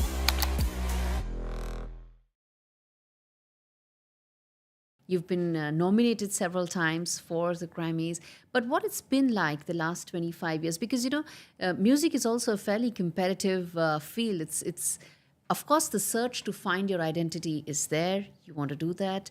You want to probably isolate yourself from the noise. But at the end of the day, the arts as a field is also a very competitive space, isn't it? I didn't go into music to become an artist. I'd never imagined I'd make an album. It wasn't why I went into music. I went to music to sing. You know what I would do when I started singing?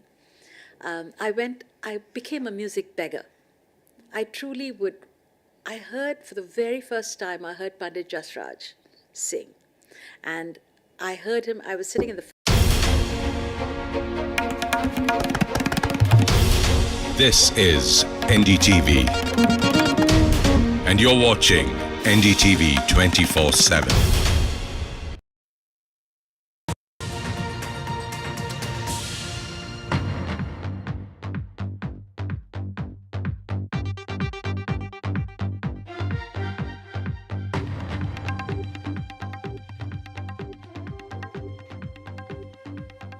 A very good morning. You're watching NDTV's very special rolling coverage of the Canadian elections. Canada Decides, as we're calling it. I'm Gauri Divedi, and over the course of the next 60 minutes, I'll give you the final set of details that matter in terms of who forms the government, what will be the key issues, and most importantly, whether the Liberals are outperforming their 2019 numbers when they got a government, but it was a minority government. But first up, as usual, the headlines. Mark Carney's Liberal Party is projected to form the next government. It may not be a majority government, as the numbers seem to indicate right now.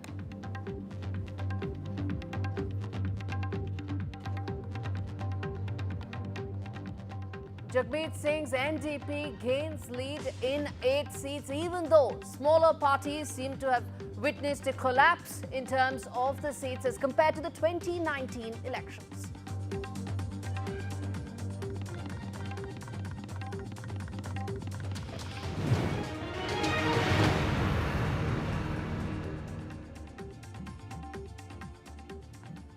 Okay, it seems that the first results have come in and they've projected a win for the Liberal Party. A snap election, remember, was called by Mark Carney, and this has been the election where there's been the shortest amount of period for campaigning, 37 days, and that's the mandate by law in Canada. So parties need to campaign for 37 days, and that's exactly the time that Mark Carney gave before the snap election was called out. All right, reports that are coming in right now on your screens. You can see the latest numbers that are coming in, projecting a win for Mark Carney. I want to quickly now get in a reporter joining me live on this story to give us all the very latest. I believe Yash is standing by to give us a lowdown of how things are looking right now. Yash, it's been a long evening for you. The polls closed about almost 35 minutes back for British Columbia, the last polls to close. And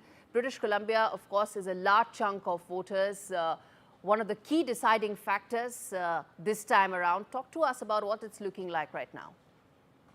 Well, it's the end of the road, it seems, for A, the Conservatives, and B, NDP, who has been one of the big parties when it comes to the opposition, who were also supporting the Liberals last time around when they formed the government. So it's going to be a sad end for NDP and massive gains for Bloc Quebec, who have actually gained quite a few seats and is likely going to be the second largest party in the opposition, with the Conservatives. But the key issues that everyone was facing right across Canada, from east to the west coast, were jobs, economy, and at the same time, taxes.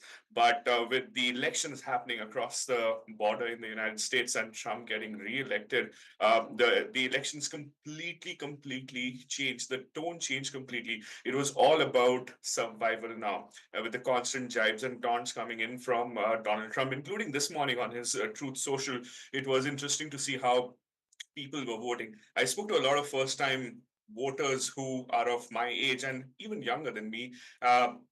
All of them were of the opinion that I think it's the Liberal Party that's looking more promising now when it comes to handling the threat from across the border.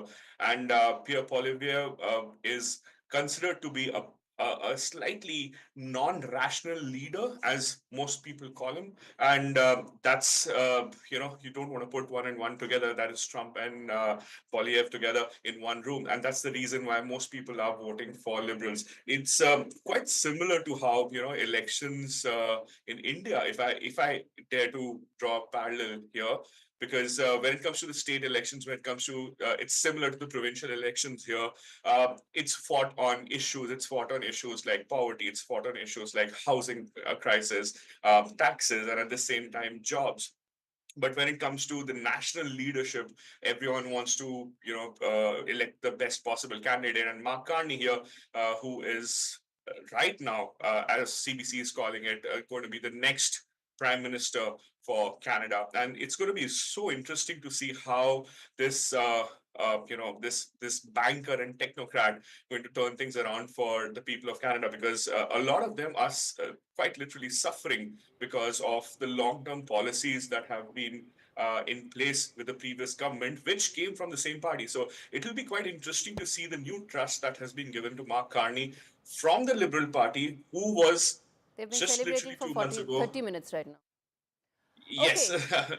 Absolutely. They've been celebrating for the last 30 minutes. And I want to quickly, in fact, as we keep playing out those numbers, also tell our viewers that there are two very interesting trends that we need to watch out for. And something that really tells the story behind the story, which is that there was these interesting set of group of voters that came together who actually started a campaign which was modest metros, because cost of living was such a big issue. Modest metros were these bunch of voters across Canada. They wanted to put the focus back on the issues, Yash, that you are talking about, even though, of course, the two people who were not on the ballot really overshadowed the elections, which is Donald Trump and Justin Trudeau. And a lot of, in fact, this election was about just that. On your screens are those, and let's take those full frame, if those visuals are coming in right now, let's take them full frame for our viewers to see. That's the latest set of celebrations coming in. For the Liberal Party, it seems that they may be doing better than last time around as well. Those numbers are yet to come in.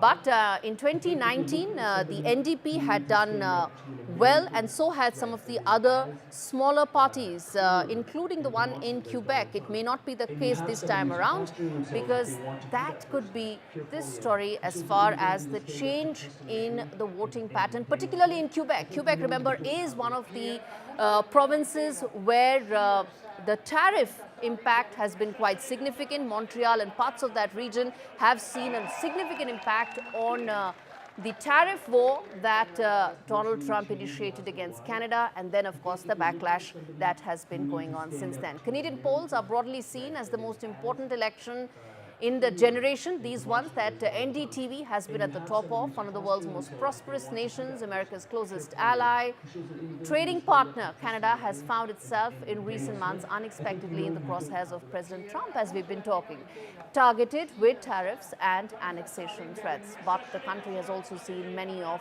its coveted national accomplishments in regard to the economy and social issues flip, including higher costs of living, high unemployment, rising costs of housing, and a surge in homelessness and substance abuse. Many of these problems, not just in Canada but in other advanced economies, were of course exacerbated by the pandemic. I'm going to play out that report in just a bit, but I want to quickly now get in Maha Siddiqui, who's joining by to give us the very latest in terms of the elections. Many had predicted that it will be a Liberal win, given the fact that Donald Trump acted as a big savior for Mark Carney and his party. What's it looking like on ground? Maha, talk to us about the fact that it ended up becoming sovereignty as the big issue. Donald Trump was not on the ticket, but he was the one really deciding this election. Absolutely. He was the elephant in the room, really. Donald Trump dominated this election campaign from the 20th of January, which is when the entire campaign flipped in favor of the Liberal Party. For a year almost before the last 3 months, the Conservatives were pretty sure that they would be the first past the post, be able to form a government on their own, considering the unpopularity of the Liberal government under Justin Trudeau.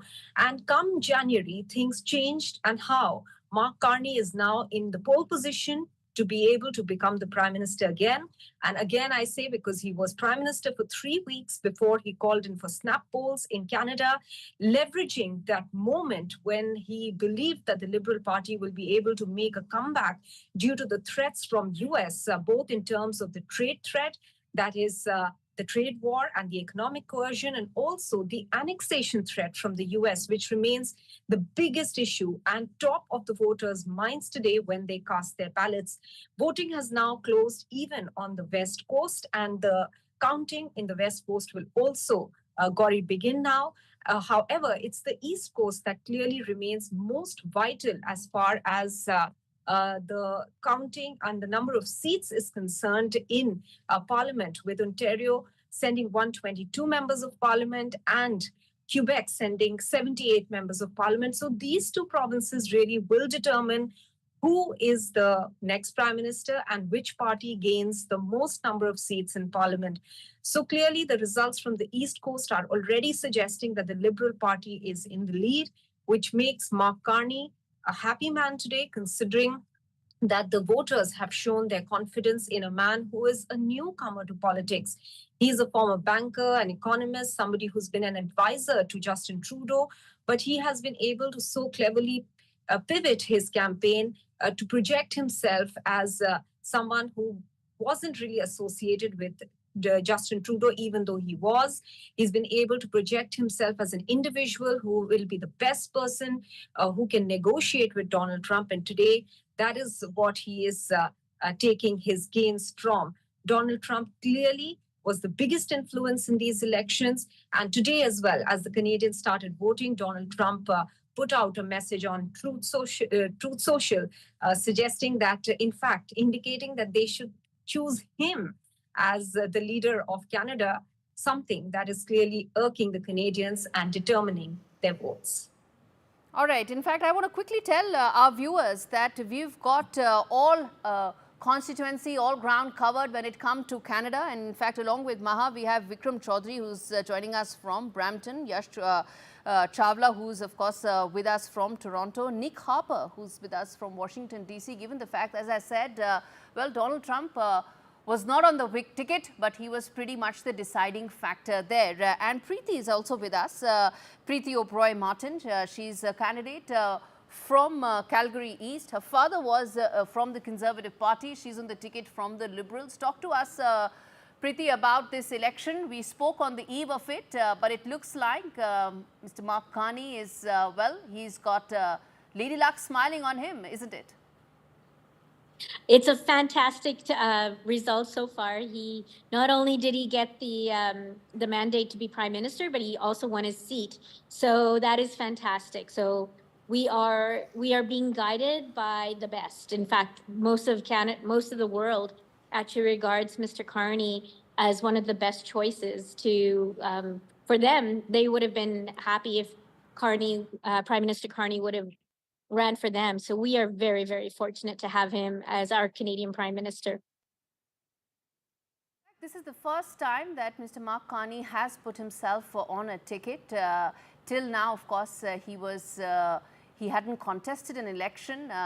He became the Prime Minister of Canada for a brief period. He led the party to this victory, and those final numbers are yet to come, indicating as to whether it will be a majority government. Remember, they didn't touch that mark last time around, and if we have those numbers, let's put that out to talk about the halfway mark, how the parties project what the numbers last time around. Let's put that out for our viewers joining in right now. Liberal Party is leading at 150 seats. Still less than the halfway mark. But all right, let's get in Michael's view as well, and then we go back to some of the other reporters as well. Michael, in terms of this election, it's an important election because it also told the world that when it came to some of the core issues regarding these elections, sovereignty topped it. But so did some of the other factors as well, economy being one, housing being one. And when I mentioned modest metros earlier, it was because it gave an idea about how important day-to-day issues are for Canadians. Yes, absolutely. But I think Pierre Poilievre is the unfortunate victim of Trump derangement syndrome. I think Pierre Poilievre is a victim of the backlash of Donald Trump's, at some point, bullying and his negative messaging of trying to lessen Canada and challenge the sovereignty. I think Mark Carney did an excellent job of being able to position himself supporting Canada and supporting Canadians. Well, he had the microphone, and I think that Pierre Poilievre may have missed an opportunity there. But I do believe that in the event that the Trump tariffs did not come at this time, having an election going on, and that President Trump didn't continually do that little, poke the tiger, that I think that unfortunate reality of Pierre Poilievre being maple MAGA, as one would say, and trying to wrap his cart to the Trump train to a certain extent was the detriment of his campaign. But I think that the end result is going to be, as far as the poll numbers are looking, it's probably going to be again a minority government.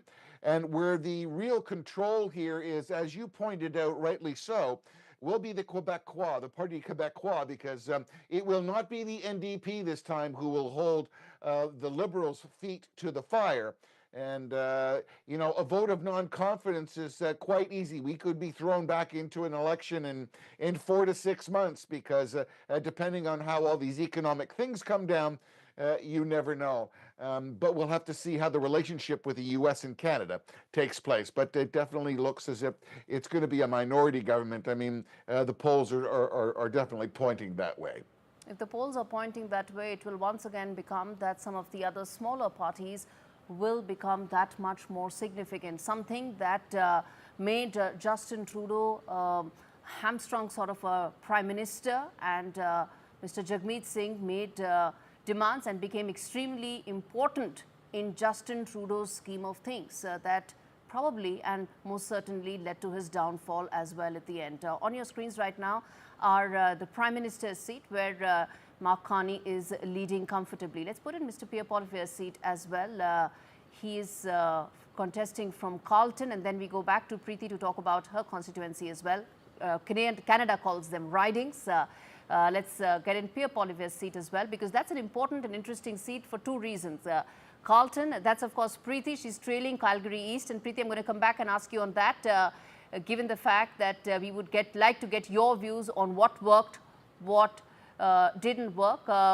As far as Pierre, what I want to tell about Mr. Poilievre's seat is that Carlton is the seat which had two very important aspects. One, highest number of candidates, over 91 candidates actually are contesting at that seat, Carlton, because they wanted to, of course, make a point regarding the first past the post. So everybody is contesting against what many thought would be the next Prime Minister of Canada 3 months back. And the second important fact about that seat, Carlton, is that it also has seen the maximum amount of early voting anywhere across Canada. So that makes that seat very interesting. I'm going to come back and talk more on that when we get those latest numbers. Priy, talk to us about what worked in Calgary East and what didn't. Your father has been a Conservative Party stalwart for decades. You chose the Liberal Party ticket. As things stand right now, the voters do not seem to be convinced. Nope.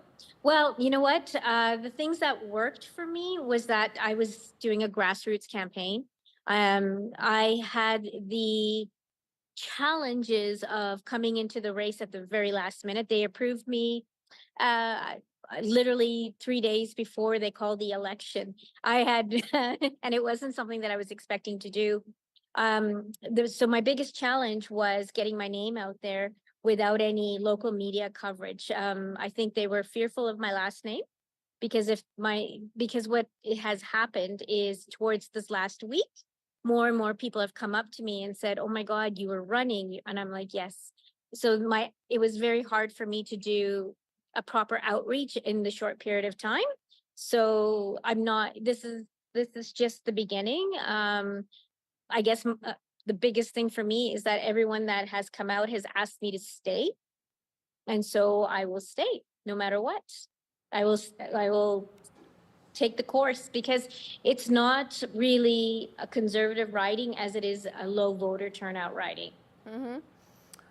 Okay, and that's interesting given the fact that this time around the voting has been higher significantly than 2021. So that's very interesting and probably requires some amount of introspection as to why the voters in Calgary East didn't come out and vote. In fact, we also have Mr. Patel with us, someone who is aligned to the Conservative Party. He may not have contested, but talk to us, Mr. Patel, about, well, it looked like a case of so near yet so far. But what it looks like is that when Mr. Trump came to power and the first thing Mr. Carney did about axe the tax, he actually did axe the tax. Mr. Poilievre had no answers to take his campaign forward. Is that what you think happened, that Mr. Poilievre was stuck in a particular space, even though Canada had moved ahead, Canadian politics had moved ahead? Well, there is lots of factors did impact into this current elections, and Mr. President Trump was one of the factor, and everybody on Conservative, we were banging the band that axe the tax, axe the carbon tax. And as soon as Mr. Carney came, he says, okay, I'm going to axe the tax. Yeah, that's the first thing he did. That's the first thing he did. That's the first thing he did, and the slogan is gone now. Now what? How the election slogan will come out? So Pierre Poilievre had to come out with a different things like before for 9 years of Trudeau and the NDP or Jagmeet coalition he was talking about. That one was done. Now the carbon tax thing came up. That one was done. Every project or every of the slogan he had put out or every of the ideas the Conservative have put out was kind of taken from Liberal, or it was adopted. It says, okay, yes, you are saying this is right, so we will adopt that thing. So that's where Mr. Poilievre had to come out and talk differently to see or show the people that he is the best prime minister they will choose to fight against this U.S. tariff, fight against this housing crisis, we have it, fight against this immigration crisis, we have it. But unfortunately, it doesn't look like that the message has been passed very clearly to the people. Indeed. And TV Paul, who's a Canadian political scientist, is with me as well. And I want to put the same question to you as well, sir, that when things started, Mr. Poilievre had a fair bit of lead, but it almost fell quite significantly. And you had Mr. Carney touching early 40s, an enviable number for Justin Trudeau last year. But the fact that the messaging didn't change, the narrative didn't change, even though everything around Canadian politics changed ever since Trump came to power. Even if his message changed, he wouldn't have won, I think, partly because a lot of young voters and left-leaning voters in support of NDP, as well as Bloc Québécois, changed their votes in a strategic way, strategic voting, because they are afraid of Poilievre's message. That's one. Secondly, the Liberals were able to project him as a junior Trump, which is unfair, I think, but unfortunately that stuck with the youth in particular. So there is an existential moment in Canada today. There is nationalism in many places, including Quebec. And they are looking at who can lead at this pivotal moment. And Carney definitely comes across as a more mature leader, less emotional, and with an economic background. So they are looking at the best option they have. I think it's a strategic voting. It wouldn't have been a big difference even if Poilievre changed his message. All right. I think we also have Ambassador Rajiv Bhatia, former Consul General of India in Toronto, joining us to talk more about these results. Ambassador Bhatia, we spoke about some of this on the eve of these elections. It looked like Mr. Carney is set to be the next Prime Minister of Canada. He was interim, he led the party, but now he's headed for a decisive mandate. It may not be a majority government. The 170 to 173 mark is still something that the Liberals are away from. But clearly, he is going to lead lead Canada going forward. How do you see this impacting? Let me come back to why this matters most for me, for our viewers, for NDTV, the India-Canada relationship. Thank you very much. It's nice to be back on this platform. I think we all collectively are trying to decipher the meaning of what is now unfolding. I think if these early trends, get established and the Liberal victory becomes very clear and certain, then obviously certain kind of analysis will have to be done. I think as we discussed yesterday, certainly there is a desire for change, but there is also a very strong need for leadership to deal with the new US administration. What we have not covered in detail is the fact that the economic issues are of a pressing nature for Canada. Canada is a G7 country. It's one of the most advanced economies, but estimates suggest that in the next 1 or 2 years, it probably will serve as the lowest performing economy among the developed countries. So with or without the US issue, economic situation is becoming quite difficult. And so in that context, it seems to me that the voters may be preferring to be led by a man who has a clear record of good management of economy and banking and finance in the recent decade, particularly both in Canada and the UK. So that would be the likely interpretation. But I think it's also very important to know that historically, Canada, gets to generally decide as per the wishes of where the large sections of people live in this country, which is essentially 2 states, Ontario and Quebec. So we are waiting for these constituencies to come in. I want to quickly tell our viewers, they account for 58% of the seats. for Canada, Quebec and Ontario. They're the vote-rich segments, and how they decide what they feel essentially decide what happens in Ottawa to a large extent. Before I slip into a break, I want to take a very quick view from Priy, who's been, of course, very brave on a day when the results don't seem to be supporting her efforts. But I want to understand from you that while these are early numbers, a final majority mark is still some time away, or it looks away for the Liberal Party. How different do you think, if there's a minority government in 25, how different it will be from the one in 2019 that Justin Trudeau had led? I think there's a bit more wanting, there's more unity in the sense that we want to actively to fight a common enemy. So I think we will be able to have a longer minority government. Traditionally, if everybody can work together, then it's actually good.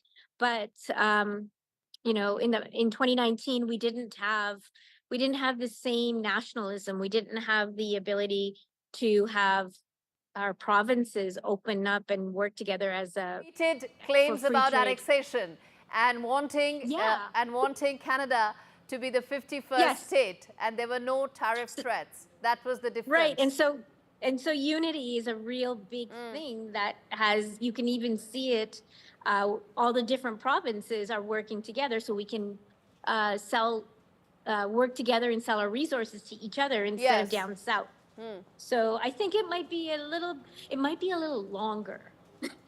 Okay, so I'm going to take a very quick break, come back on the other side, talk more about two important aspects and the trends that these numbers throw up. One, how will the Liberal Party now be led under Mark Carney, even though it may not be a majority government, just like in 2019? And secondly, the big picture, what will be the New Delhi-Ottawa relationship under Mark Carney? We come back and talk more. Stay with us.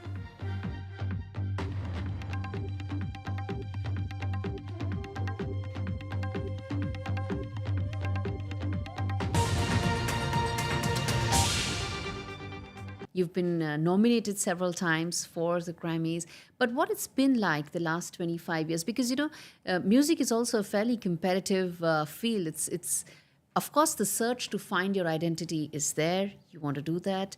You want to probably isolate yourself from the noise.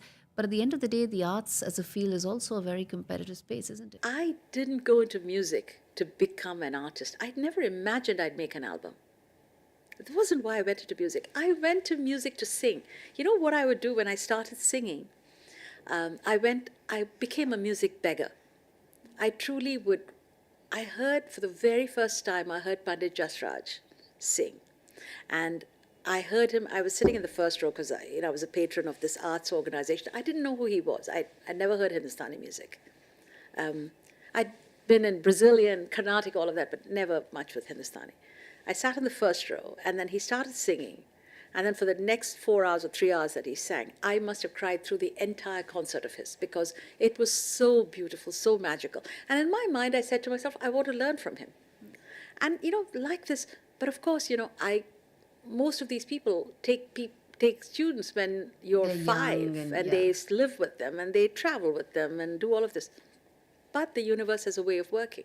And I've got to tell you a very wonderful story about Pandit Jasraj, who I wanted to learn from, but I didn't know him. And I went to a concert of his after that again. Somebody calls me up. This is a week or two after I'd had this incredible experience, and I'm telling God, or the divine, I want to learn music this way. I want to experience music where this combination of bhakti and notes come together. This is what's going through my head. I'm praying. I don't know quite how I'm doing it.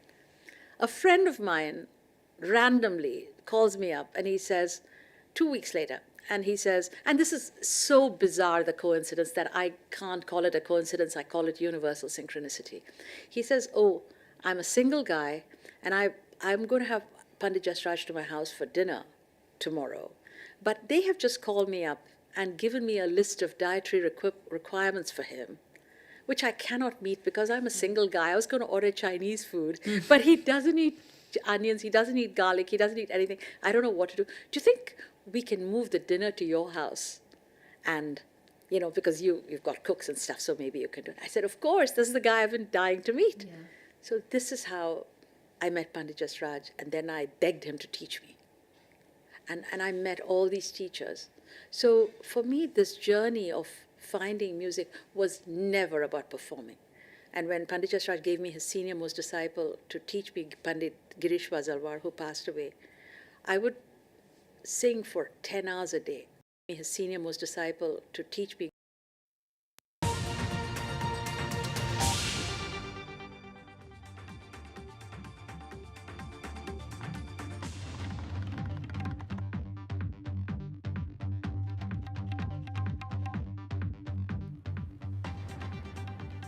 Hello and welcome to Canada Decides, NDTV's rolling coverage of the Canadian elections. Viewers, if you're tuning in right now, elections have ended, voting has closed, early numbers have come in. British Columbia was the last to close for voting, so those numbers are going to come in just a bit. But as things stand right now, the numbers, the early trends seem to indicate that Mark Carney is set to be the next Prime Minister of Canada, but he doesn't have the majority. He is not at the halfway mark of 172. Remember, it's a 343 House. 172 is the halfway mark. Liberals didn't get there the last time around. It looks like they may not get there this time around as well, but that's just part of the story. The other part of it is that some of the smaller parties are set to see a complete collapse of their vote share.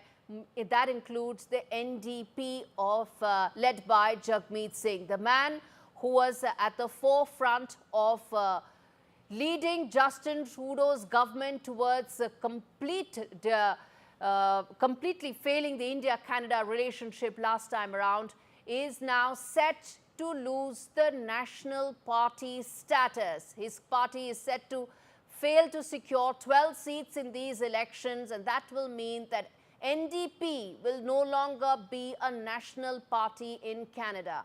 Jagmeet Singh, viewers, has been the person who's been at the forefront of the extremist views related to Khalistan that had a major dent of the India-Canada relationship under Justin Trudeau's tenure. Since then, the relationship has recovered, but guess what, viewers? Jagmeet Singh's fate has tanked.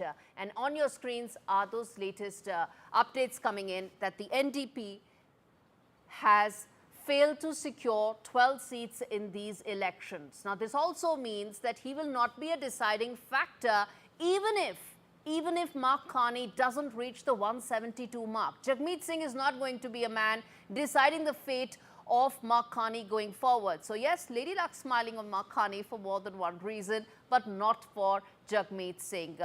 And that, of course, has huge ramifications for Canadian politics as well as the India-Canada relationship. As I said, the man who's been at the forefront of the extremist views with regard to Khalistan, extremist views with regard to how the India-Canada relationship got impacted, is now facing political oblivion. It may be political irrelevance for sure for Jagmeet Singh if his party loses National Party. Ambassador Bhatia, let me get in your thoughts on this, because this is going to have a huge impact on the future government. Mark Carney's government going forward will not be hamstrung the way Justin Trudeau's was. At least the Khalistani extremist ideologies will not be part of the New Delhi-Ottawa relationship anymore. This is certainly significant. I think, as we all know, there are mainly 5 parties, and obviously the government will be formed either by the Liberal Party or the Conservative Party. That leaves the 3 other parties, one of which you are reporting would lose its national status. That leaves the other 2, Bloc Québécois and the Greens Party. And obviously, we will have to watch as to how they are performing and what exactly they are bringing in. If, as you are pointing out, it could be a minority Liberal government, then they will have to go and secure political support from one of these 2 or both parties, which is doable, which is feasible, but it will all depend on the post results negotiations. What comes to my mind is that this means that the strong leadership of one single party that people were hoping may not come through. It's still too early, of course, to talk about the outcome. We will have to wait until all the results are in. But on the other hand, I think this is also important that there could be the building of national consensus, at the political level, that we have 2 or 3 major national issues: economy, relations with the US, role in the world, and that will have to be then tackled in a proper manner. You mentioned about the India angle. As I mentioned No, sir, there's yesterday no also, India angle. It is India is the primary focus. We are looking at these elections. They matter, but they matter to us for a reason, and that's why this rolling coverage is that much more important. Stay with us, sir, because I want to get in Vishal Vivek, my colleague, to really give us the details as far as the breaking news that's flashing on our screens right now. The big takeaway from these Canadian elections. Vishal, take it away. Give us the latest. So as you can see right behind my screen, we have the results here. It shows that the Liberals have gone on to win at least 150 seats. These many number of seats are there that they are leading in. And on the other hand, Conservatives are leading in about 145 seats. And the major broadcaster of Canada, CBC, has already declared that the Liberals will go on to form government. Whether it will be minority or majority, as you said earlier, that remains to be seen. On the other hand, the third biggest party is expected to be the Bloc Québécois. That is expected to win around 24 seats as of now. And on the other hand, you see the NDP seat. The controversial leader from Canada, Jagmeet Singh, if he does not win 12 seats, if his party does not win 12 seats, which seems to be the case right now, it's leading in 10 seats as we speak, it will lose the national status, and that will be a big blow to the party because it had been struggling in the opinion polls, and they had said that it is expected that he could be out of the national reckoning in the next polls. That seems to be the case right now. And as we all know, he is known to have pro-Khalistani views. He has made a lot of controversial statements against India. His party has hosted a lot of pro-Khalistani leaders. That has created a lot of ruckus between both the countries. The ties have been at all-time low just a few months ago. So all of that will come into the picture. But so far, you can see that Liberals have a comfortable lead already, more than 150 seats, and they are expected to form the government anytime. I believe that Jagmeet Singh would also be asked to then leave if his party loses the national party status. That's extremely important, and that will have ramifications. It's not just about the NDP. That's not what the focus is. The focus is on the India-Canada relationship, which suffered because of Jagmeet Singh and NDP. And that, in fact, is a question I want to put forth to both Priy as well as Ton Patel, as well as and in fact, Mr. TV Paul as well, the fact that how much will the India-Canada relationship now be impacted by these developments, and also what could be the future roadmap like? Mr. Paul, let me ask that question to you first. How do you see now the next phase of the India-Canada relationship, especially in the backdrop of someone like Jagmeet Singh, his party doing so badly, his political fate almost sealed? Does that mean now Mark Carney is going to look to repair, rebuild, and take this relationship forward? My reading is that Mark Carney definitely is more pragmatic when it comes to India and the relationship with India. But I wouldn't rule out NDP support. They have got 10 seats or will get. Maybe necessary for Mark Carney to form a government unless he goes with the Bloc Québécois, which is even worse in Canadian terms, because the Bloc Québécois has only one agenda, that is separatist. They are not separatists. At this point, there is not much support for separatism in Quebec. I'm in Montreal, and it's declining because the larger threat is the United States. But Mr. Singh is likely to lose the leadership. He's supposed to get out of that role. And so we don't know who will take over NDP at some point. But the point is, Mark Carney is definitely going to have economic relationship with a large number of states in Asia Pacific as well as Europe. And India definitely pictures in that context. But I think quite a bit of diplomacy is needed on both sides, because the relationship is still suffering from a lot of that backlash from the past few last year's backlash. And the judicial process may continue We don't know how that will produce any more revelations. But I am No, but optimistic that is not on. the point. The point is not about judicial, any of those details. The point is about the outlook, and I think that is the larger picture. I want to quickly now get Yash Chawla as well, who's with us to talk more about the latest that's unfolding, given the fact that it's now certain. It's in fact, the Canadian broadcasters, the state broadcasters, they have actually said that it's now Mark Carney who's set to be the next Prime Minister. But explain to us, Yash, right now that the party hasn't reached the halfway mark. It is not at 172. It will need the support of some of these smaller parties. Will that dilute, change the agenda? Will that make legislative business tougher? And who are the parties that Mr. Carney is likely to tap into the first? That's an interesting question because the government doesn't function the same way as it does, or let's just put it across as the elections don't exactly work the same way as they work in India. It will be a minority government, as what we are understanding, and you don't need to have the absolute majority of the 172 golden marker.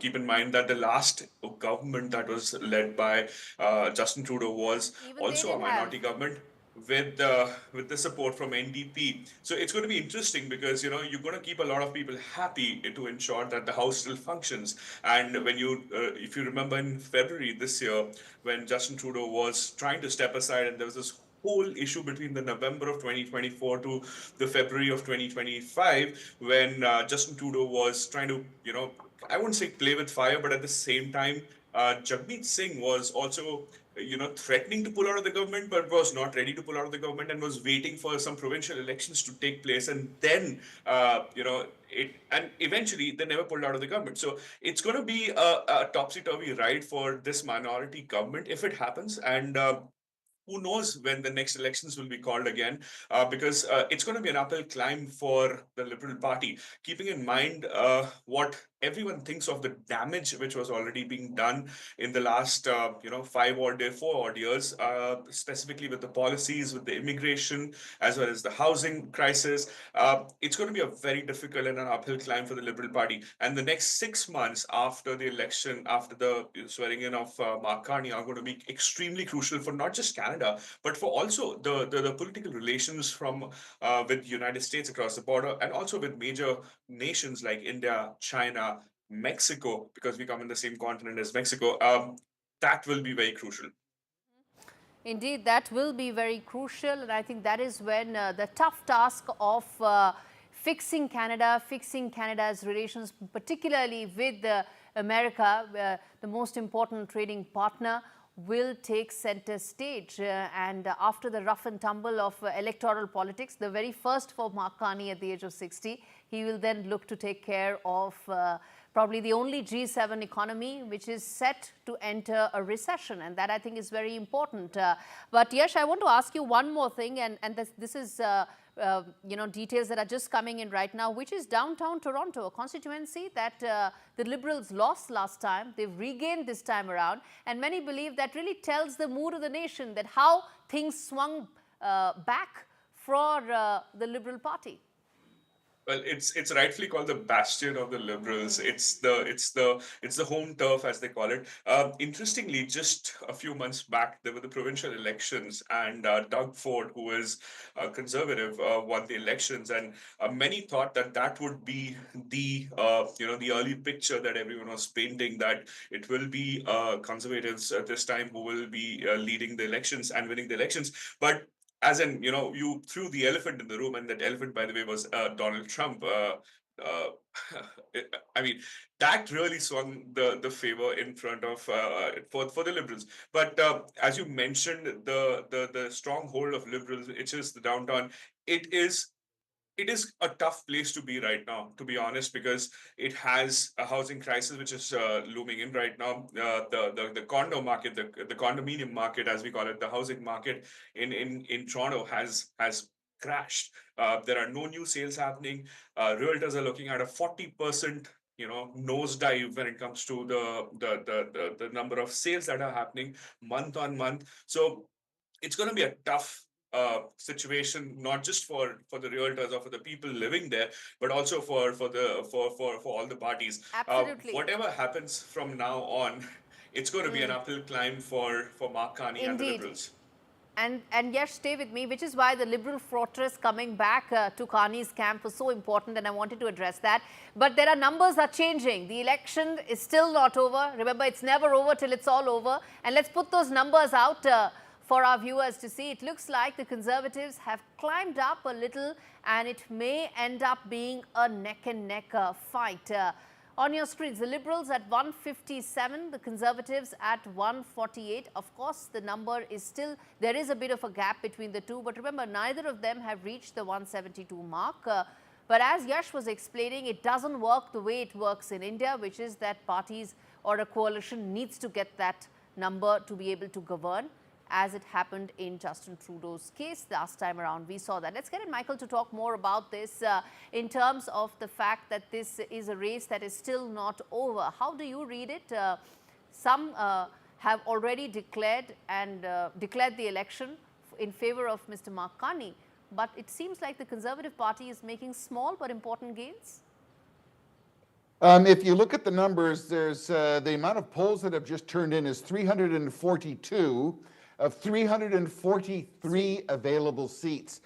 Currently, what's being reported here is 155 for the Liberals and 151 for the Conservatives. That is a 4-vote difference.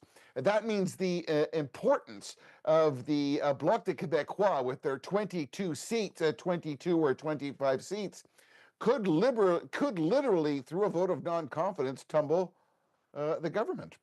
So not only did the Liberals not get a majority, we're in a very, very tight race, and there's still seats that could be contested. The one thing that does look like it's evident is that the NDP did not, as you well reported, did not get 12 seats. But this is a horse race with 2 or 3 seats between the Liberals and the Conservatives as it's sitting here right now. So I'm going to tell you the importance of the Bloc de Québécois, and the Bloc de Québécois was more aligned with the Conservatives than they were the Liberals. So, I mean, this is going to be a tumultuous little finish, and anybody who's going to contest whether they lost or won their riding could change this whole demographic. Very, very interesting. Wow. Okay. That's a very important fact that you mentioned, that it seems that it is going Mr. Carney's way. But I want to understand, and this is something that even the viewers would like to understand, that how much does legislative work get impacted with a government not reaching the halfway mark? And that's a question I throw open to the entire panel. Mr. Paul, I want to start with you, and then I get in Ambassador Bhatia as well, because this is important to understand. That does it impact the Prime Minister's legislative business, restricts his elbow room to be able to take big reforms that the Canadian economy needs right now? You're on mute, sir. Go for the big kill if they are part of this coalition. They definitely will bargain the maximum they can get. But beyond that, I think the big projects, the East-West pipeline and a number of energy projects, all will require support from Bloc Québécois. And very hard to know where they stand on some of that, especially if that affects Quebec. So it is going to be an uncertain future for Canada. Not the capacity to fight with Donald Trump will not increase unless, of course, there is a national consensus, which is not yet there on how to deal with him on some of these issues. But I think it is a challenge. We all wish it was a majority government, whoever one party would have been able to run it, but it doesn't look like the electorate wants that this time. I mean, there in terms of how much does a hung government get impacted in terms of legislative business? Well, I think it's a very significant factor. Legislative agenda is an essential tool for the government to ensure marching forward. And if you don't have a majority, it is going to be a handicap. But more importantly, at the political plane, it's very clear that Canada is facing, by its own admission, an existentialist crisis, not just vis-a-vis the US, as I said, but on the economic plane, and in fact, in kind of political moral terms as well. Yes. So if at that stage you do not have a strong government, a strong leadership, you will have to develop national consensus on every major issue, one step at a time. So the challenge is going to become bigger. Okay, indeed. And you know, on your screens are those latest numbers, which is, let's put that numbers out because that tells you how close this may actually go down to. The Conservatives, these numbers suggest, is at 151 and the Liberal Party is at 154. BQ could be the deciding factor. That's the party that operates in the French-speaking part of Canada, the Quebec region, that has, of course, Montreal and some of the other cities. They are deeply impacted by the trade tariffs that have been imposed by Donald Trump. The lumber business, those are the sectors that get impacted in Quebec, and BQ will be the deciding factor. How much will that impact the policies and the politics of the next government and the next prime minister remains to be seen. But who will be the next prime minister? Look at these numbers, 154, 151. Can it go the either way, or is it a done deal right now? It's too close to now say that, but it's important to note that out of the 343 seats, 342 have been called. Only one seat is left. It may be a hung government, but it most certainly is looking like it's going in Mark Carney's way. If we have those final seats of the two prime ministers in reckoning, the two candidates, the two primary candidates, Mark Carney, who's won his maiden election from, yeah, there you can see the Nepean seat, he's leading, and Mr. Pierre Poilievre, if he can have his seat as well. He was trailing the last time I checked, but it's also because, as I said, this was a seat that had 91 candidates. The ballot paper only going into 3 long pages. But anyhow, that's how the numbers look right now. If we have some live shots coming in, latest visuals of the Liberal Party camp celebrating, and they have every reason to celebrate. But I want to now bring focus to the one aspect which I think is extremely important, the Indo-Canadian group in as a demography, as a group that is in Canadian politics, how much they matter, how significant is that? And you know, Michael, let me ask that to you. In terms of the Indo-Canadian group, they've been at the forefront of the previous couple of elections, this time around as well. How do you see them impacting politics and policy making of Canada going forward?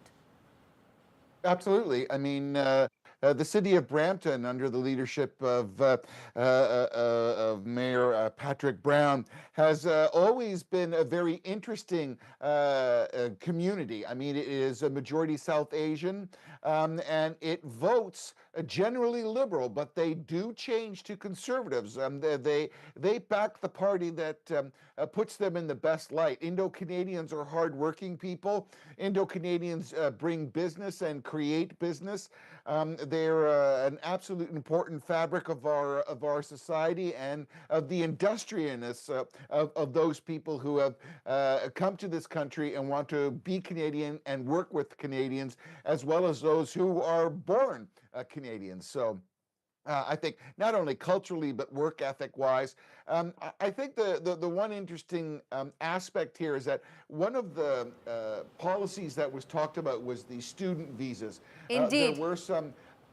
There were some bad actors that tainted a certain group of student attendees in Canada. Yes. And I think that's something that has to be addressed so it doesn't become a country issue. But remains a specific issue. Are very much in politics. Absolutely. And are very, very important contributors. And that you've raised an important point. I want to get in Sai Vikas on this to talk more about the students issue, the student visa issue. And of course, Canada as an important destination for Indians. You want to talk to us about sir, the fact that you know, some of the politics that really shaped policies related to immigration the last couple of weeks, the last couple of months. How do you see the future outlook? Hi, good evening to everyone. Good evening to the panel. It's going down to the wire, probably to the last ball, as they say in cricket. We'll see how that shapes out. Interesting comments from the panel, but let me address your question. I think that there are two facets to it. I think there's one economic facet, if I may, how Canadian economic interests and foreign policy can be aligned to kind of fuel the growth. In the last few years, what we have seen is relationships with large superpower economies like India and China both have kind of soared. So the foreign policy was not handled deftly, if I may say. And with the tariff threats and Canada facing an existential crisis, I think it needs to find a space in foreign policy to accommodate win-win interests with both India and such emerging economies. So I feel the new government will look at it Indian differently. students looking at, Vikas, Indian And from students a looking student at Canada as a destination has been at a 4-year low. There's been over a 25% dip in the number of Indian students who want to go to Canada. A lot of that is because of the local domestic issues. Do you see some of them being addressed now and it becoming an important and attractive destination for students?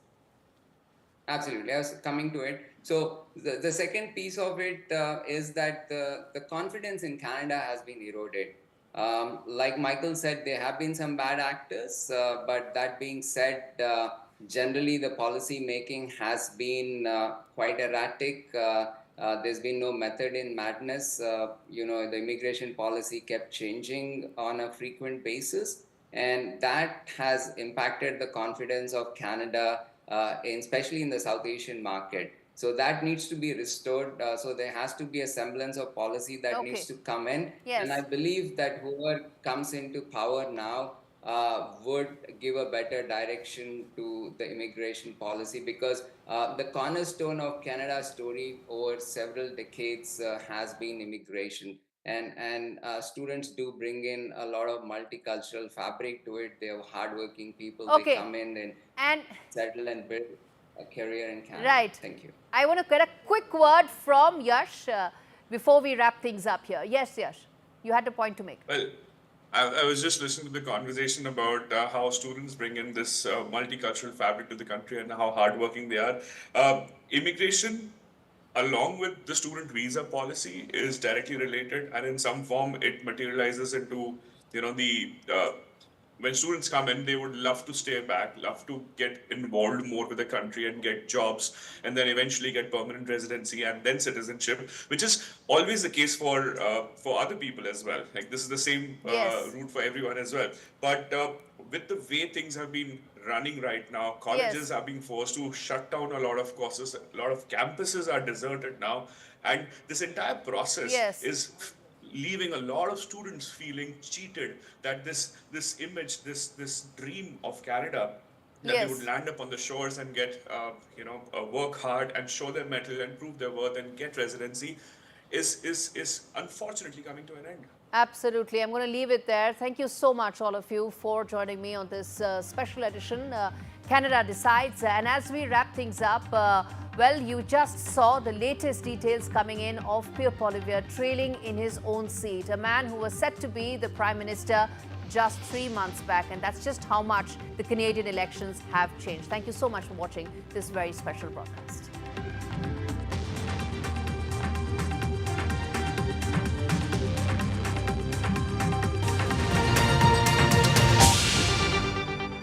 You've been nominated several times for the Grammys, but what it's been like the last 25 years, because, music is also a fairly competitive field. It's, of course, the search to find your identity is there. You want to do that.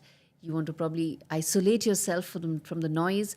But at the end of the day, the arts as a field is also a very competitive space, isn't it? I didn't go into music to become an artist. I'd never imagined I'd make an album. That wasn't why I went into music. I went to music to sing. You know what I would do when I started singing? I became a music beggar. I truly would. I heard, for the very first time, I heard Pandit Jasraj sing. And I heard him, I was sitting in the first row because I was a patron of this arts organization. I didn't know who he was. I never heard Hindustani music. Star storms into record books. Vaibhav Suryavanshi is the youngest centurion in a T20. Michael Goff's going to get the arms aloft, I reckon. Fifth. Put everything into that, the youngster.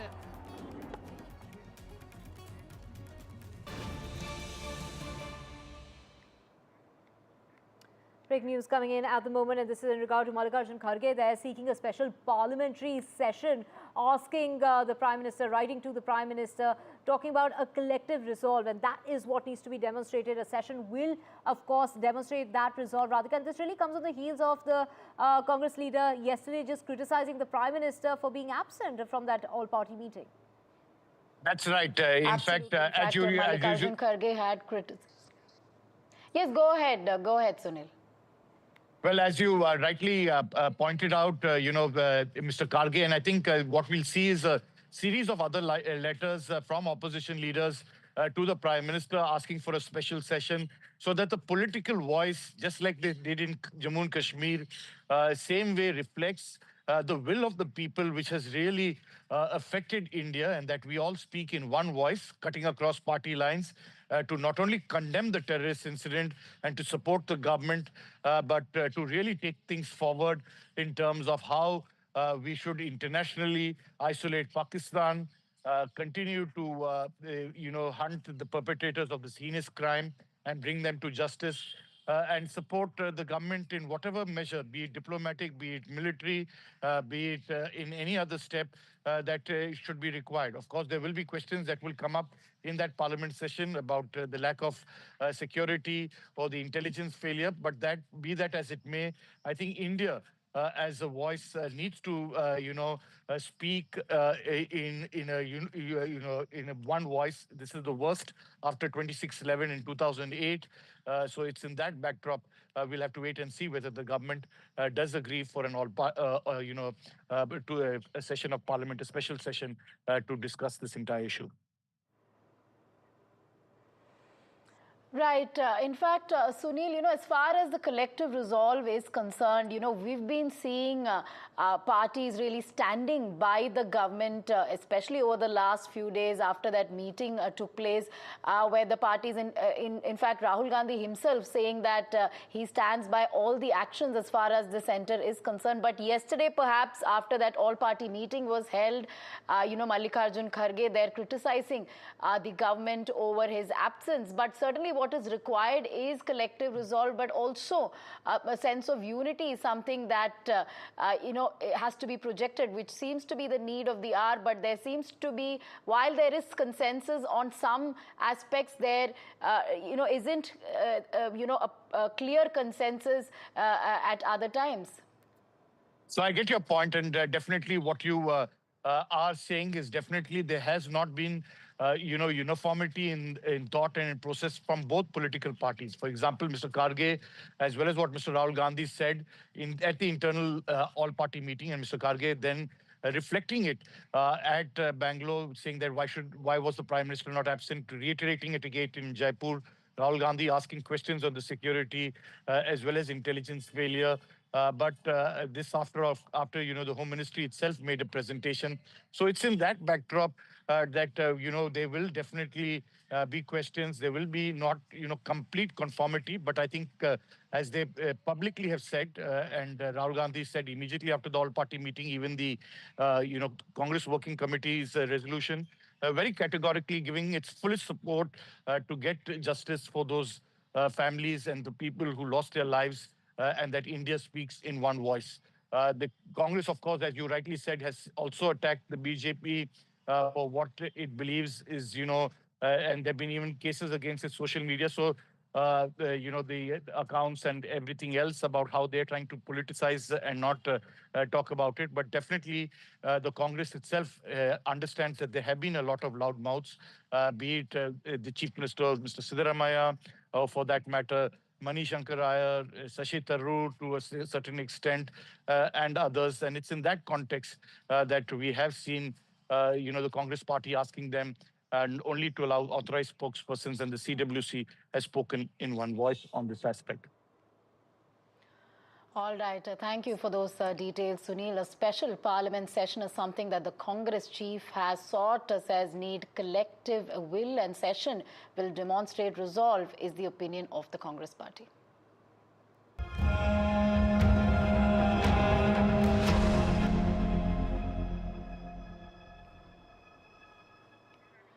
A week after the brutal terror attack in Pahelgam, where 26 innocent lives were lost, Divya, security forces continue a massive manhunt for perpetrators.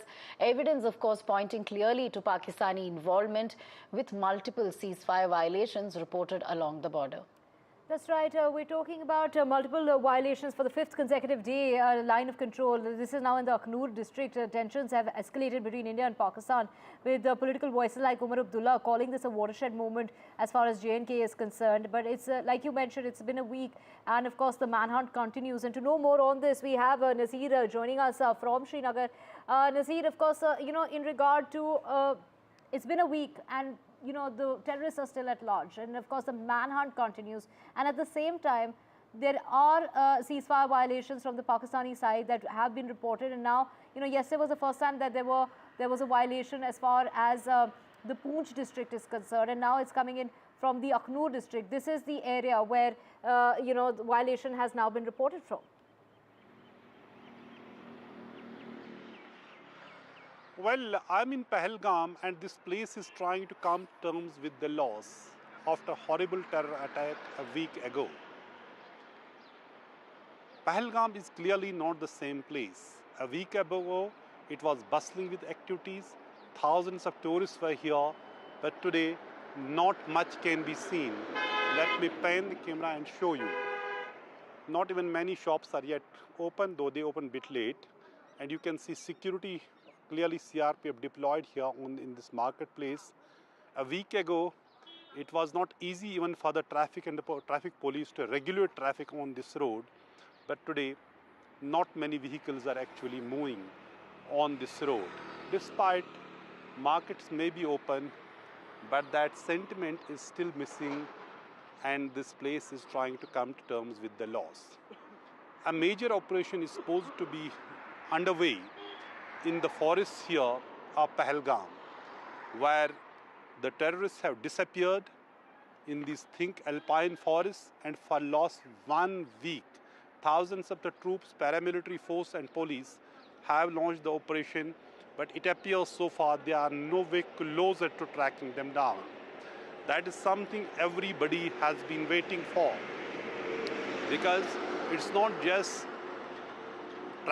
tracking them down because they're involved in this heinous crime and killing of innocent people, 26 killings, massacre of people, but also thank you for getting us those details. Of course, 26 innocent lives lost, and of course, reviving the economy of Kashmir is something that will take time. Let's also get you this report filed by our colleague Shiv Varur. Today is 1 week since the Pahelgam massacre, and let's take a look at everything that's happened in the last 1 week and everything that hasn't happened in the last 1 week. The investigation, of course, is continuing. Forensic evidence has been collected. Fresh videos depicting the gunfire from the terrorists has emerged on the 6th day. And the hunt for those terrorists is obviously still on. What hasn't happened is that the terrorists haven't been caught, and no major military action has yet been taken, even though there continues to be an overwhelming sense of anticipation that India will be taking some kind of a big move. What has happened is, at the very, very local level, a dozen homes of different terrorists in different parts of Jammu and Kashmir, and we visited them, have been destroyed by the local police. Patrolling and security has been beefed up in different parts of J&K. There is a visible depletion in tourism, obviously, as a result of what happened 1 week ago.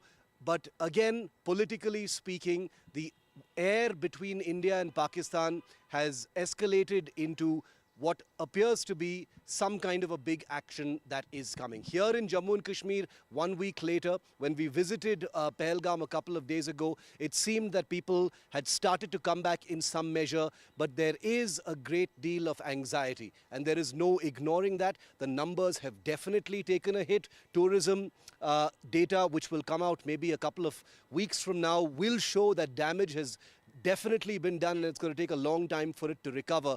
But the important point is justice for the for the victims, for the innocent tourists who were there in the Baisaran Valley, which we visited as well. So far, there's been no visible sense of justice for them, either in terms of the terrorists who were there, who attacked them, or their handlers across the border in Pakistan. So this 1 week later is still very much a story in motion. Right. Thank you so much for getting us those details. Stay with us. Of course, this is in regard to India slamming the, Pakistan when it comes to the United Nations. There, of course, those comments that were made by the Defence Minister of Pakistan, Khwaja Asif, admitting and confessing the country's history of supporting, training and also funding terrorists and their organizations. Of course, he had gone on to say that we've been doing this dirty work for the United States for the past 3 decades, including the West and the UK. Those are the comments that were made, and those are the comments that were slammed by Yojana Patel, Radhika. That's right. In fact, the ambassador, Yojana Patel, India's deputy permanent representative at the UN, also saying this confession was not surprising and it exposed Pakistan as a rogue state that has been fueling global terrorism. Let's listen in to what she said. It is unfortunate that one particular delegation has chosen to misuse and undermine this forum to indulge in propaganda and make baseless allegations against India. The whole world has heard Pakistan's Defence Minister Khwaja Asif admitting and confessing Pakistan's history of supporting, training and funding terrorist organizations in a recent television interview. This open confession surprises no one and exposes Pakistan as a rogue state fueling global terrorism and destabilizing the region. The world can no longer turn a blind eye.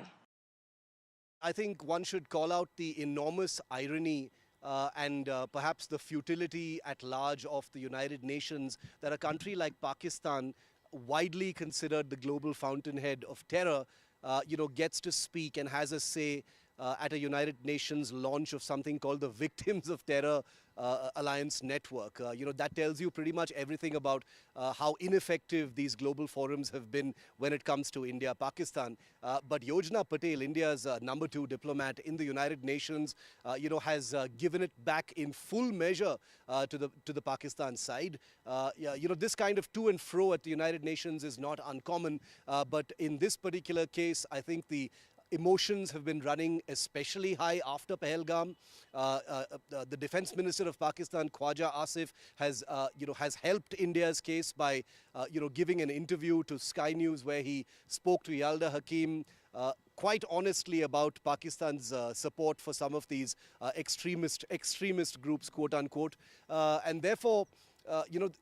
India, quite frankly, at the United Nations or elsewhere, has never needed grist, has never needed data against Pakistan. We've got more than enough dossiers which are not vague by any nature. They are specific when whether it is 2611, whether it is Pathankot, whether it is going to be Pahelgam. Once those reports are finalized, India has more than enough information about Pakistan. But at the United Nations, at forums like this, it is protocol, it is standard operating procedure to continue to hammer them, label them as a rogue state, and hopefully ensure this time that the Pahelgam massacre, where innocent tourists were targeted by Pakistani terrorists, obviously with local help here in Kashmir, will pay some kind of a price. In fact, Pakistan's Defence Minister Khwaja Mohammad Asif has made a big statement. He said Pakistan has reinforced its forces because India's intrusion, in fact, India's military action is something which is imminent now. That's right, Radhika. He went on to say Pakistan's military had briefed the government on the possibility of an attack by India and that Pakistan is on high alert, that it would only use its arsenal of nuclear weapons if there is a direct threat to our existence. That is what is being said, that Pakistan is now ready for an attack because they feel that that is imminent as far as the Indian side is concerned, which is why they have regrouped their forces.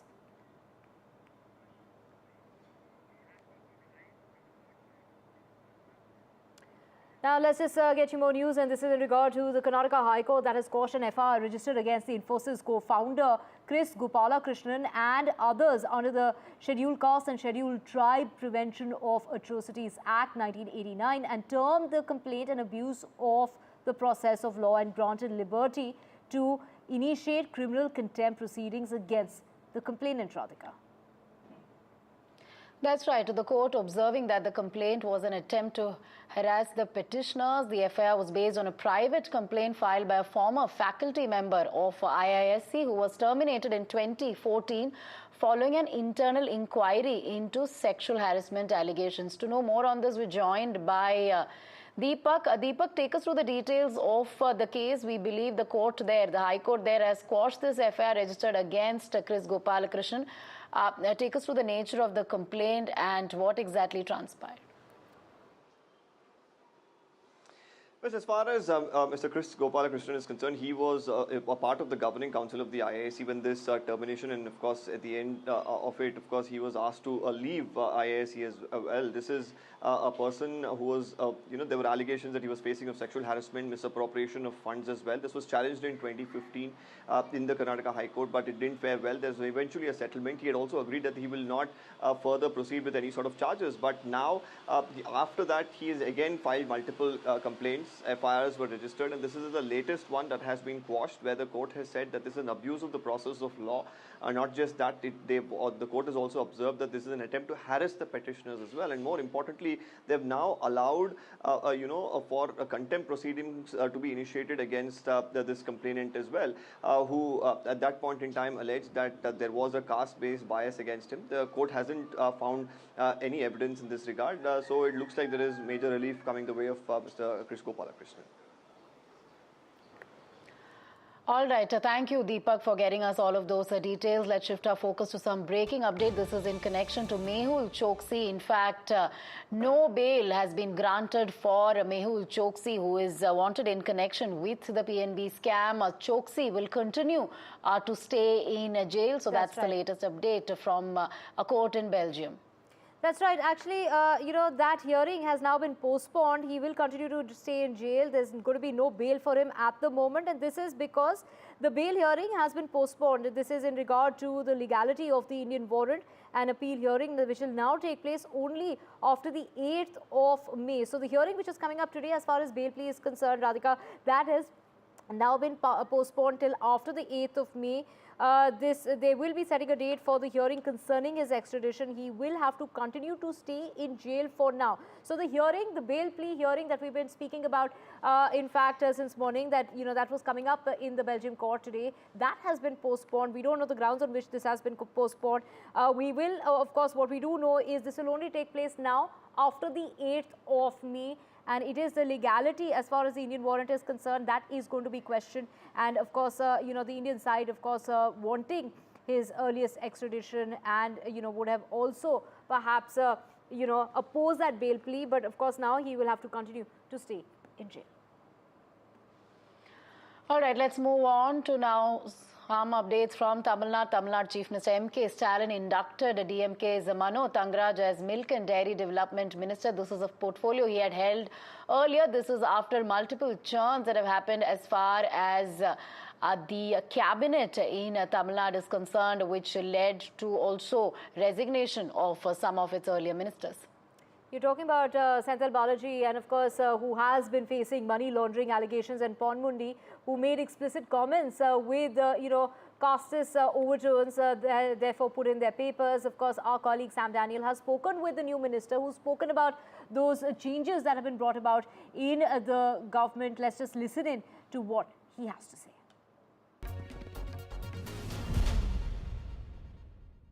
Joining us now, the newly inducted Milk and Dairy Development Minister, Mr. Mano Thangaraj. So thank you very much for your time. Congratulations. What's going to be your focus now? You're back in the same portfolio now? Yes. Actually, this is a very good opportunity our Honorable CM has given to me, putting trust on me that I'll be able to run the thing in a better way. And really, I extend my thanks to him. First of all, it's a tricky situation. On the one hand, you should give better pricing for farmers. On the other hand, you should keep the price under control for consumers. How do you balance it? The biggest challenge of Avin is this, because the farmers entirely depend on the primary milk producer cooperative societies. So we have to sustain the farmer, we have to sustain the cooperative societies, as well as we have to sell this in a very reasonable price. Because, as it is a government thing, people expect that they should get at a reasonable price. And of course, Avin is doing that for the last few decades. That's a very good thing in the part of Avin. And because of Avin only, the farmers are getting a fair price, as well as the consumers are also getting milk in a very, very reasonable price. And to balance it is a real risk, and it's a very big task. And fortunately, because of the support of the government, because of the infrastructures we have, we will be able to do it. How do you look at the entry of actor Vijay in Tamil Nadu now? Many say he could also draw the support of minorities now, which has been the stronghold of the DMK so far. So these are all mere speculations. But I don't find any strategy or a proper action plan with him. You cannot simply mesmerize people. That's what I believe in. He is a star with a cult following, making his political plunge at the peak of his acting career. I strongly believe that only this star value or the money things alone will be able to gain votes. We have a proper ideology, we have proper organization structure, we have a charismatic leader, and we have a lot of second level persons to lead the campaign. So all these things are assets of DMK. So if somebody undermines this thing and thinks that they can have a easy cakewalk, that's not going to happen. The resignation of Mr. Senthil Balaji under corruption allegations and the resignation of Mr. Ponmudi following his comments, do you think these are going to be a challenge for the DMK? Now I think what the feedback I get from people are fed up with the ED and IT. So they are making IT and ED as a tool to achieve their political gain. But the court has asked him to step down. Yes, this is entirely a judicial process. So he has obliged. Will these developments dent prospects of DMK in the elections? No, I don't think so, because as the court findings, he has obliged. So matter is now settled. When, as far as Ponmudi's matter is concerned, he has been taken away from the party. His political post also has been taken. So the Honorable CM has done his maximum. So he has uttered something, and people feel that it has wounded the religious sentiments of some people, and it has undermined the women. So that also the Honorable CM has delivered his best. So I don't think it will not be affecting the prospects of DMK. Thank you so much for your time. That was Mr. Mano Thangaraj, the newly inducted Milk and Dairy Development Minister, talking to us. In Chennai with Suresh, Sam Daniel, Find It TV. Shifting focus to Mumbai now, fire has erupted in Bandra at an electronics goods showroom. In fact, this fire erupted at about 4 a.m. today. No injuries, no casualties. However, there's been a large-scale destruction of the property that has taken place. As a result, firefighting operations are underway, and we believe that fire has spread to upper floors, although it broke out in the basement. That's right. You're talking about a Kroma showroom. This is, like you mentioned, electronics showroom in Bandra. And fortunately, up until now, there have been no injuries that have been reported. The fire took place at about 4:11 in the morning and was declared a level 3 fire by the Mumbai Fire Brigade by around 4:45 this morning. Anuj joining us to get us more on this. Anuj, take us through the location of this showroom. Was it inside a mall, or was it a standalone store?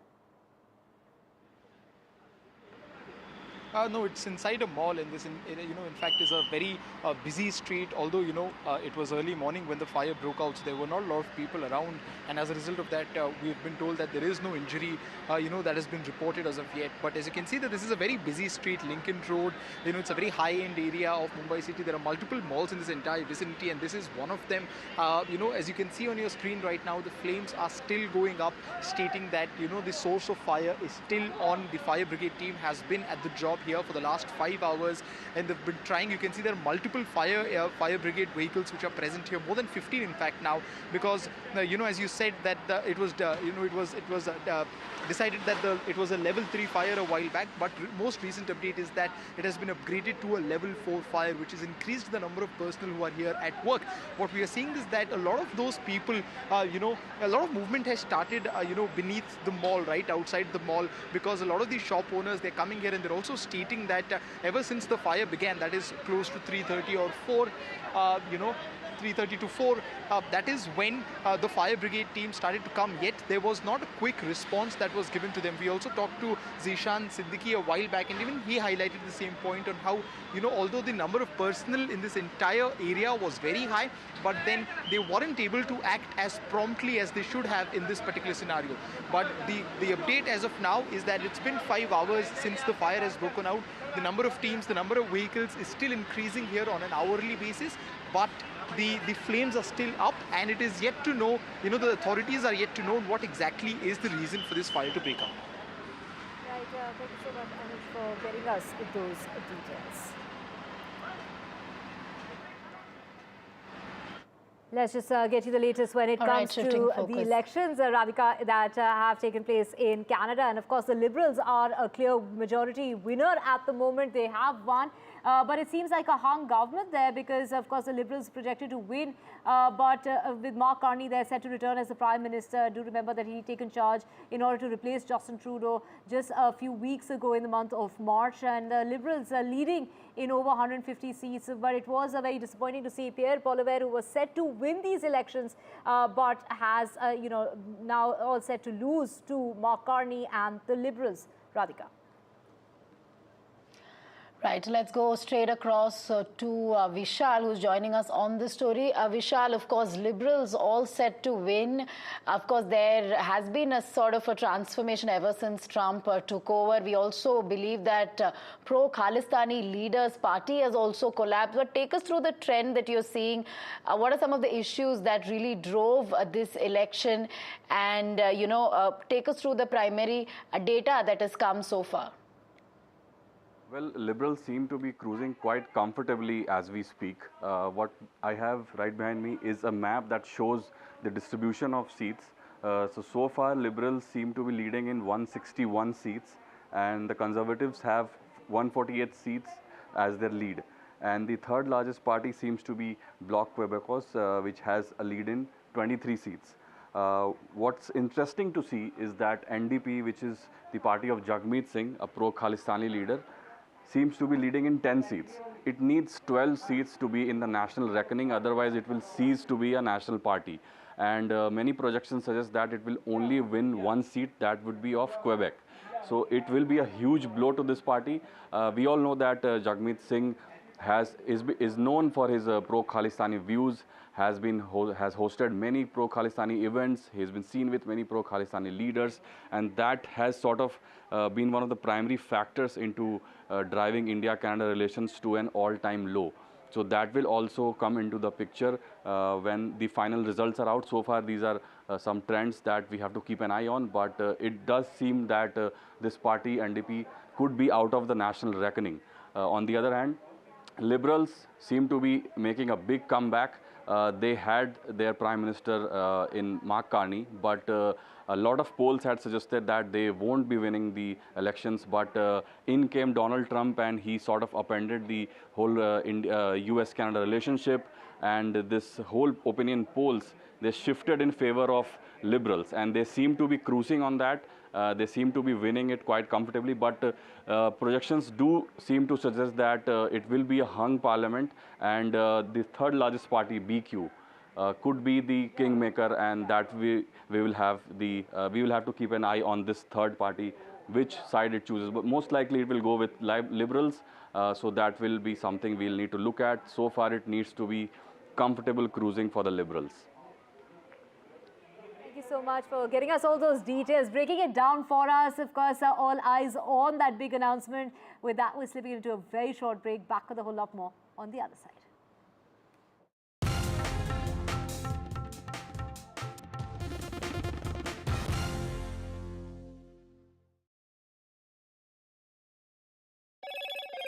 Hello, Moto.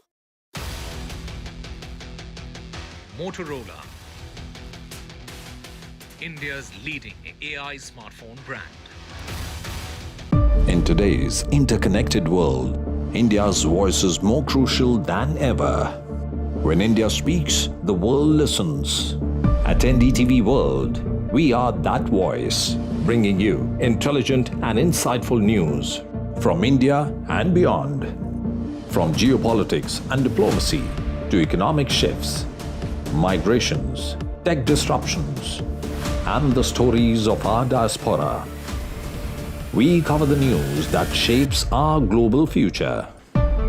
NDTV World, your new home for global news is here. From interesting tech startups to industry-leading companies, politics, sports, culture, curry, cricket. Oh, there's so much to talk about. Like me, if you too thrive on interesting conversations, this is a show you cannot miss. Watch this space to know more about all matters and all people that make Britain what it is today. Out of Britain, with me.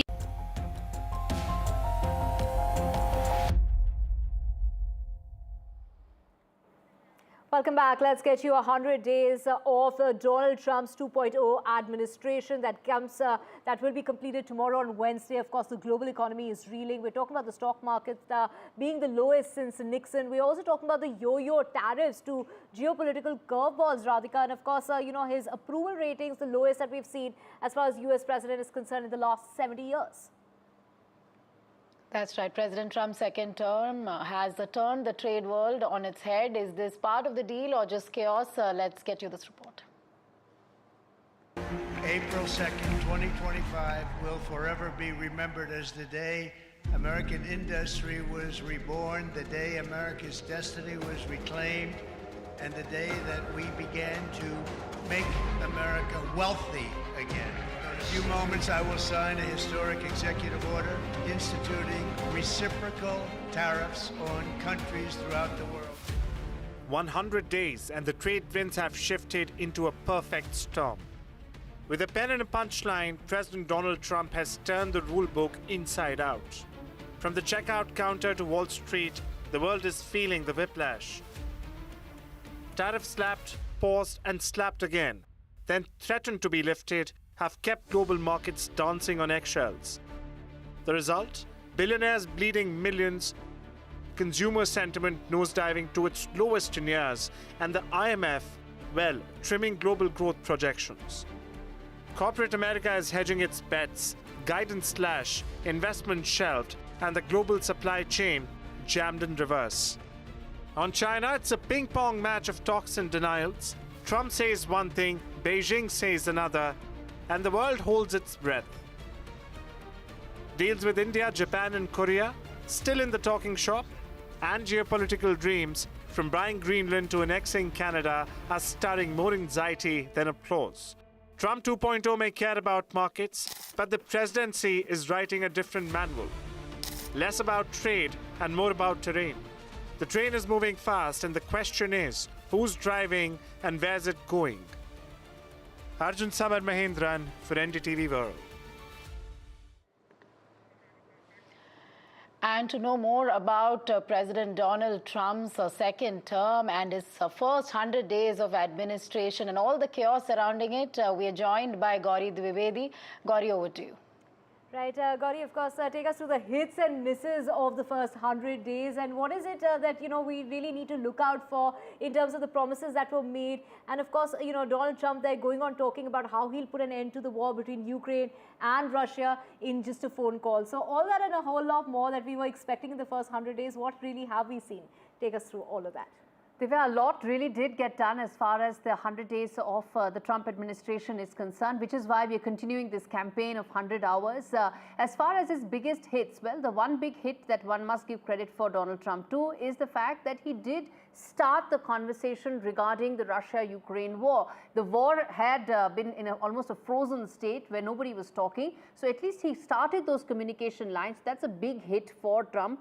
He hasn't been able to end the war in 24 hours, as he's been saying, is the big miss. The other aspect, of course, is the fact that he brought about greater clarity with regard to the immigration issue. Border crossings are now at a record low, but so are his ratings, because people say that he's been now completely focused on immigration, on trade, and that is having an impact on their daily lives, economies of people and their households. And in fact, trade policy, the way it rattled global markets, investors, is something that is yet to be decided whether it's a hit or a miss. But one thing is for certain, it has really impacted global trade, as we know, and which is why it's important to get an important voice to talk more about global trade, how Donald Trump's tariffs impacted economies and what lies ahead. Joining us on the broadcast is former Trade Minister of Australia, Stephen Ciobo, who will be giving us a detailed lowdown of the Trump tariffs, the trade tensions it brought about,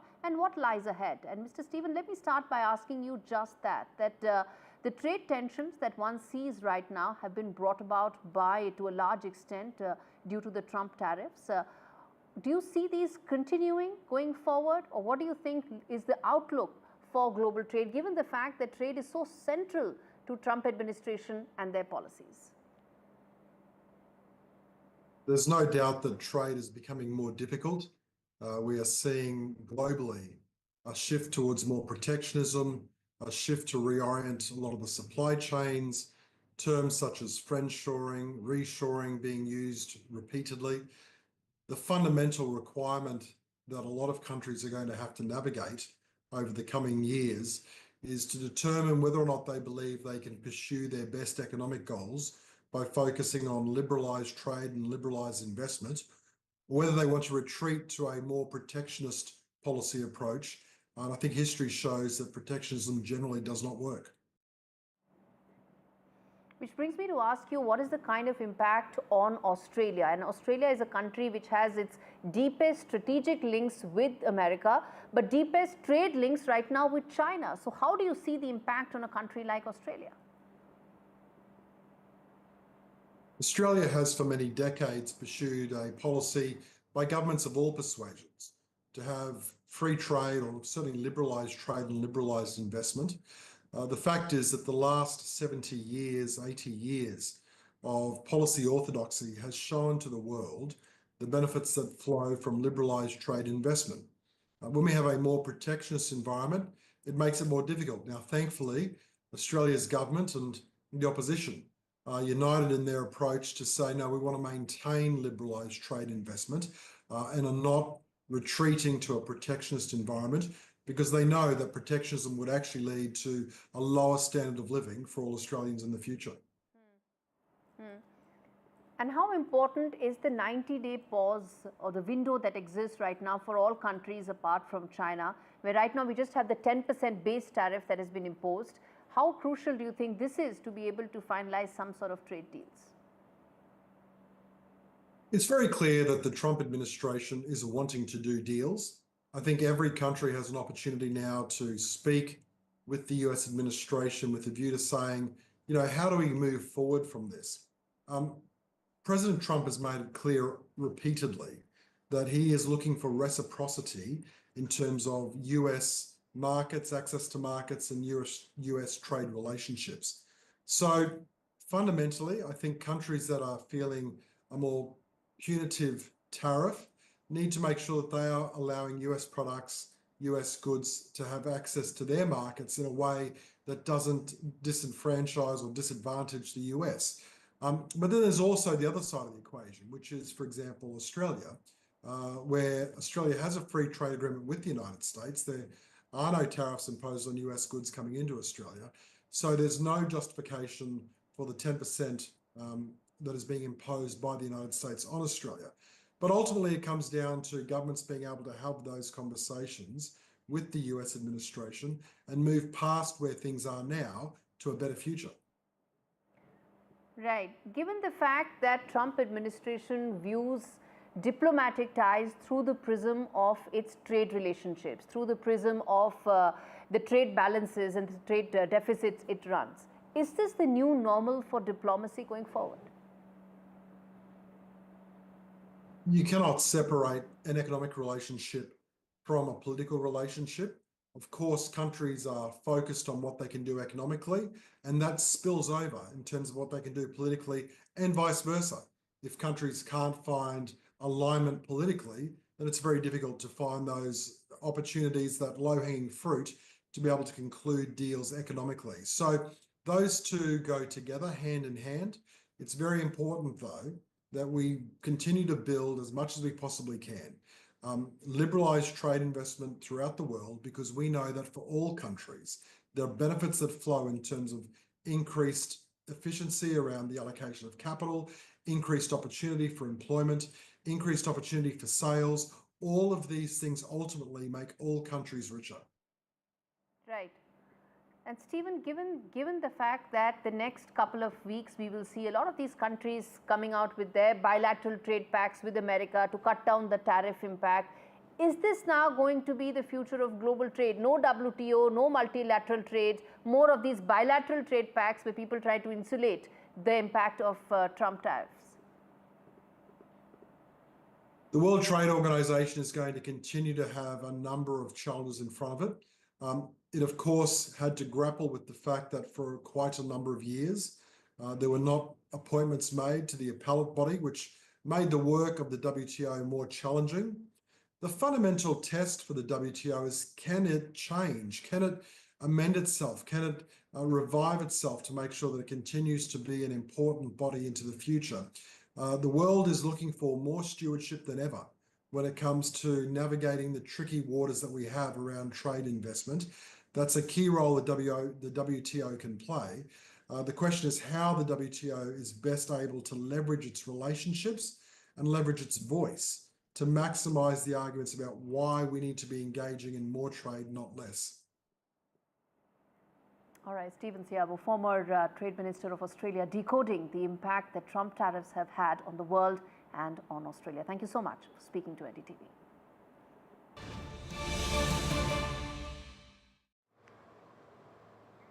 Moving on to some breaking updates from J&K. J&K government shuts more than half of tourist sites. That's a breaking update in the aftermath of the horrific attack in Pahelgam. More than half of the tourist sites have been shut in J&K. That's right. The government of J&K has shut down these sites over security concerns, including 48 resorts that have been shut down. So this is a move that has been taken in regard to, of course, this comes in the backdrop of the attack on the tourists in Pahelgam. The J&K, do remember, the Forest Department had also decided to close all its trekking destination. Nazir joining us with the breaking news. Nazir, take us through the latest of this move that's been taken by the government. Well, based on the security assessment, the government has shut around 48 tourist resorts and destinations across Kashmir. There are near 90 or 87 tourist resorts in the destinations in Kashmir, and 48 have been shut. It is seen as a part of preventive measure to ensure that security forces are not stretched out there, because given the way we have seen things played out here in Pahelgam, just a week ago, 26 tourists were killed in Pahelgam's Baisaran Meadow, which is just 5 kilometers from here, from Pahelgam town. So perhaps one advisory could have saved prevented the incident or avoided this massacre, because security force already had intelligence that terrorists may be attacking some hotel, which means attacking tourists. But somehow there was no advisory that time asking people not to go to isolated places. But now there's 48 resorts and destinations have been closed for tourists, which includes Yusmarg, which includes Dadpatri, which is in Badgam, Bangas Valley in Kupara, Chandigam, Kupara Valley, even the garden, these Varina gardens as well, and Akkad Park, and so many places across Kashmir. So at a time when we say that people have spoken in unequivocal terms, clearly condemning terrorism, and they are saying this should be the last thing, the last incident in the valley. Yesterday we saw in the assembly how every member from all the parties has spoken one voice against terrorism. What I know is, last week Chief Minister Umar Abdullah held a meeting with the stakeholders, And he was informed there that some of the stakeholders said some of the destinations have been shut that time, only a few were shut. Or soon after this incident, then he was informed by the Director of Tourism and the police, look, it is very temporary. But now what we are hearing that 48 destinations, which is more than the half of total number of tourist destinations across Kashmir, which have been shut because as a preventive measure after Pahelgam terror attack. Right, Nazir, and as you've been pointing out over the last few days, you've spoken about how people are standing in unity. There is a rare unity that you're seeing in all parts of Kashmir, irrespective of what people's backgrounds are. People from all over really uniting as far as the terror, as far as the fight against terrorism is concerned. So, but what is the kind of loss of livelihood now that we're breaking the story about how several of these tourist spaces will be shut across J&K? What is the kind of loss of livelihood that you're seeing? What is the kind of response to this closure? And what is the expectation of the locals as far as the revival of many of these places are concerned? Well, it may take a long time to revive these places. Right now, the news is they have been closed. It means terrorists have not just, killed 26 innocent people, massacred them. They have killed the livelihood of the people of Kashmir as well. Many people had invested heavily. They had taken loans, built infrastructure in places which were not known as tourist destinations, made them beautiful places. But the fact is now, because of this terror attack, as a preventive measure, all these things have been, shut. Let me show you the Pahelgam town here. Just a week ago, it was a bustling marketplace, full of tourists, and police had a tough time to regulate traffic. But now this is the condition of Pahelgam town. Though tourists have come in much reduced number, they are returning in much reduced number, but it is too little in comparison to what it used to be a week ago. So this is the kind of impact this terrorist attack, this massacre has, which is clearly on expected lines. You can't have, and what is bigger worry, while the people have spoken loudly, they have come out strongly against terrorism, violence and this massacre. What people are waiting for is when will security or central government deliver when it comes to the, tracking down the attackers. A massive operation is underway in these forests in Pahelgam for the last 1 week. But so far there's no indication if terrorists their security forces are anywhere close to tracking down these terrorists.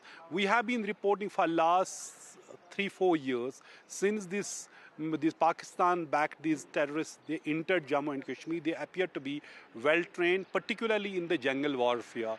We have seen kind of attacks they have carried out on the security force, particularly army, in Jammu region from Kutwa to Poonch, Rajouri and Kishtwar.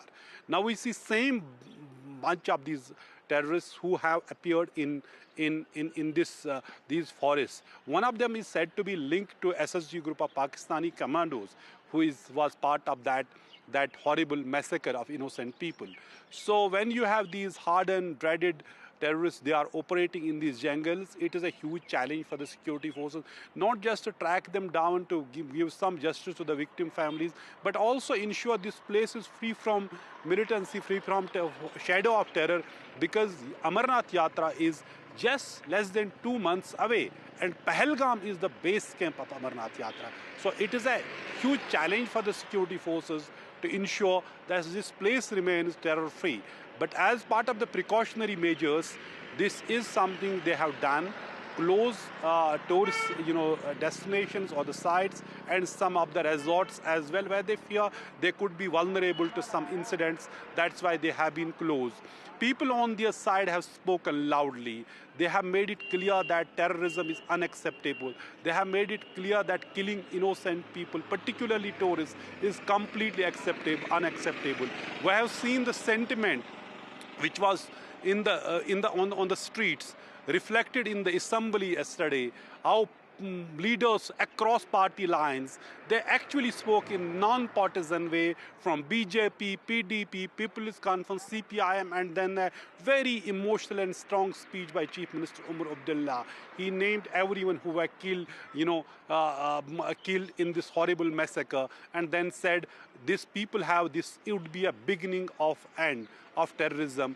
We have to build on that public sentiment which we have seen on the streets against terrorism. But many believe that sentiment may be dampened because of what Chief Minister called misplaced action. We have seen several houses were demolished, 2 civilians killed in some incidents.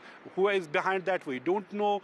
There have been mass arrests. So that sentiment, Chief Minister was talking, we need to build on that and fight against terrorism. He said you can control militancy through security forces, but you can eliminate militancy only with the support of the people. And he said we need support of the people, and the people's mood, people coming out openly against terrorism is the beginning of end of terrorism. So right now we see a week after this massacre here in Pahelgam, while security forces are engaged in a massive operation here in this area. Political leaders have spoken and people have also spoken, but as a preventive measure, these tourist destinations has been shut by the government across Jammu and Kashmir.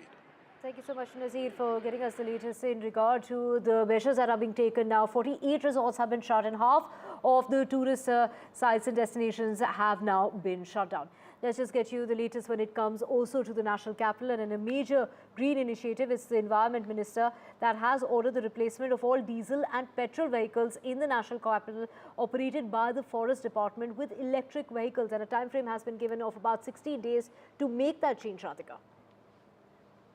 That's right. The Forest Department has been instructed to conduct a detailed vehicle study and submit a transition plan. Within 7 days, entry of all non-essential, non-electric vehicles, both government and private, into Delhi's forests and protected areas has been prohibited. Delhi जो देश की राजधानी है, जब ऐसी दिक्कतों से घिरी हुई है जहाँ पे सबसे ज़्यादा एयर पॉल्यूशन, सबसे ज़्यादा कूड़े के पहाड़ और अलग अलग अन्य तरह की जो प्रॉब्लम्स दिल्ली में है, उसको देखें तो इस समय समाधान यदि आप कुछ कह सकते हैं तो वो ग्रीन इंडस्ट्री की तरफ चलना ही सबसे बड़ा समाधान है। हम अब जब जो भी योजनाएं दिल्ली के लिए बना रहे हैं, वो आने वाले 100 सालों का पूरा रोड मैप बनाते हुए आगे बढ़ रहे हैं कि आज की जो प्रॉब्लम है वो 100 साल बाद किस रूप में आएगी और उसका समाधान आज से ही शुरू करें। तो आई थिंक कि भी ग्रीन इंडस्ट्री को हम पूरा उपयोग करेंगे और दिल्ली को ग्रीन दिल्ली बनाने के लिए काम करेंगे। Shifting focus to West Bengal Chief Minister Mamata Banerjee all set to inaugurate the magnificent Jagannath Dham in Digha on Wednesday, which is coinciding with the Hindu auspicious occasion of Akshaya Tritiya. That's right. On the same day, the principal opposition, of course, BJP has announced the reconstruction and restoration of Hindu temples that have been damaged in the Murshidabad riots, while Suvendu Adhikari of the BJP is calling Mamata Banerjee a fake Hindu, saying do not mislead the Hindus. It's the Hindus who make the temples. Mamata Banerjee is anti-Hindu. Listen in to what he and also what the TMC had to say. It is a dream project of our Honorable Chief Minister, and this has become a history. In fact, because the architectural beauty, you know, it's attracting everyone. We are flabbergasted to see how it has been done. And the area covers a long, a long piece of land, which is double than what is there in Puri. So here, our Honorable Chief Minister, she always wants to be beside the people.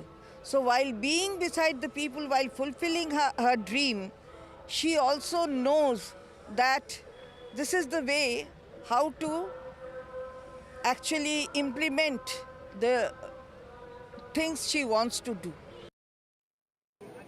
जाली हिंदू ममता नकली हिंदू सरकारी रुपया में कहा मंदिर नहीं बनता it's a cultural centre not temple don't mislead West Bengal people Mamata हिंदू विरोधी है ममता के लिए मुर्शिदाबाद का हिंदू पलायन कर रहा है जो 1947 1971 में हुआ था. And very tragic news coming in of a 21-year-old girl from Dera Bassi has been found dead near a beach in Ottawa in Canada, Vanshika was a student who had gone missing since the 22nd of this month. The family was suspicious because she had missed a very crucial exam she was to take, and that's when the family, in fact, tried to report on her being missing. And it's just been a few days, Radhika, and now her body has been recovered. That's right. The father, who is a local Aam Aadmi Party leader, has said he had last spoken to her on April 22nd, after which her phone remained switched off. Indian High Commission's post says the cause is under investigation and that they are in touch with the relatives. Let's get you this report filed by Gurpreet. What we have learned, Vanshika, she has gone on study visa to Canada, and after that she was pursuing her higher education there. What we have learned, the family told us they have got a call and they learned that she's no more, and after that they were asking and requesting the Canadian government to pursue this case. High-level investigation should be conducted. As of now, what we have learned, they have already hinted there could be foul play behind her body, which has been recovered under mysterious circumstances. And what we have learned, her father was a very active Aam Aadmi Party leader. He was very close to local MLA Kuljit Singh Randhawa, and he's running his own business here in Dera Bassi location. 2 years back, she wanted to go to Canada to pursue her higher studies, and after that the family had decided to send her for the higher education to Canada. But suddenly they learned that she's no more, and what they have learned, the body had been found under mysterious circumstances, and now they are requesting the Canadian government to pursue this investigation, and high-level investigation should be carried out in this case. Back to studio. Thank you so much, Gurpreet, for getting us those details. Let's just also get you some sports news coming out of the IPL. It's 14-year-old Vaibhav Suryavanshi whose scripted history. He's become the youngest batter to score a century in the T20 format. The left-handed batter set the record in the ongoing IPL series. This was a match that took place on Monday between Rajasthan Royals and Gujarat Titans, Radhika. That's right, Vaibhav, they're making history. Let's go straight across to Prabhakar on this. Prabhakar, Vaibhav Suryavanshi, we believe, is from Bihar. In fact, he's played for Bihar. This is, of course, a huge accomplishment, achievement. At the age of 14, he's the youngest batter to score a century in T20. Indeed, it's a great thing to happen, and he hails from Samastipur in Bihar, and Vaibhav comes from a very humble background. His father has been a farmer. He was a journalist, by the way. He worked in one of the local Hindi dailies here, and yesterday when he actually created a record of a sort, we were expecting celebrations at his home at Samastipur, where his family resides, but we are told that BCCI has issued a gag order for the family not to speak to media, so they are refraining from talking to media. But the celebrations did happen at Samastipur at the cricket academy where Vaibhav trained himself. That is in Samastipur, run by a trainer called Brijesh Jha. And then his father was present there, but he did not speak to the media. There were celebrations at his native village also, and also in the locality where his family stays. So it's indeed a great accomplishment as far as this 14-year-old boy is concerned. He has created a record of a sort, and the way he batted yesterday was something phenomenal to witness. And Vaibhav has been making news for quite some time. The kind of the family kind of the background he comes from, a very humble background, and the way he has made into the international cricket is something the entire country is proud of. All right, thank you, Prabhakar, for getting us those details. Certainly a huge accomplishment for the 14-year-old. With that, we'll slip in a short break. More updates coming up on the other side.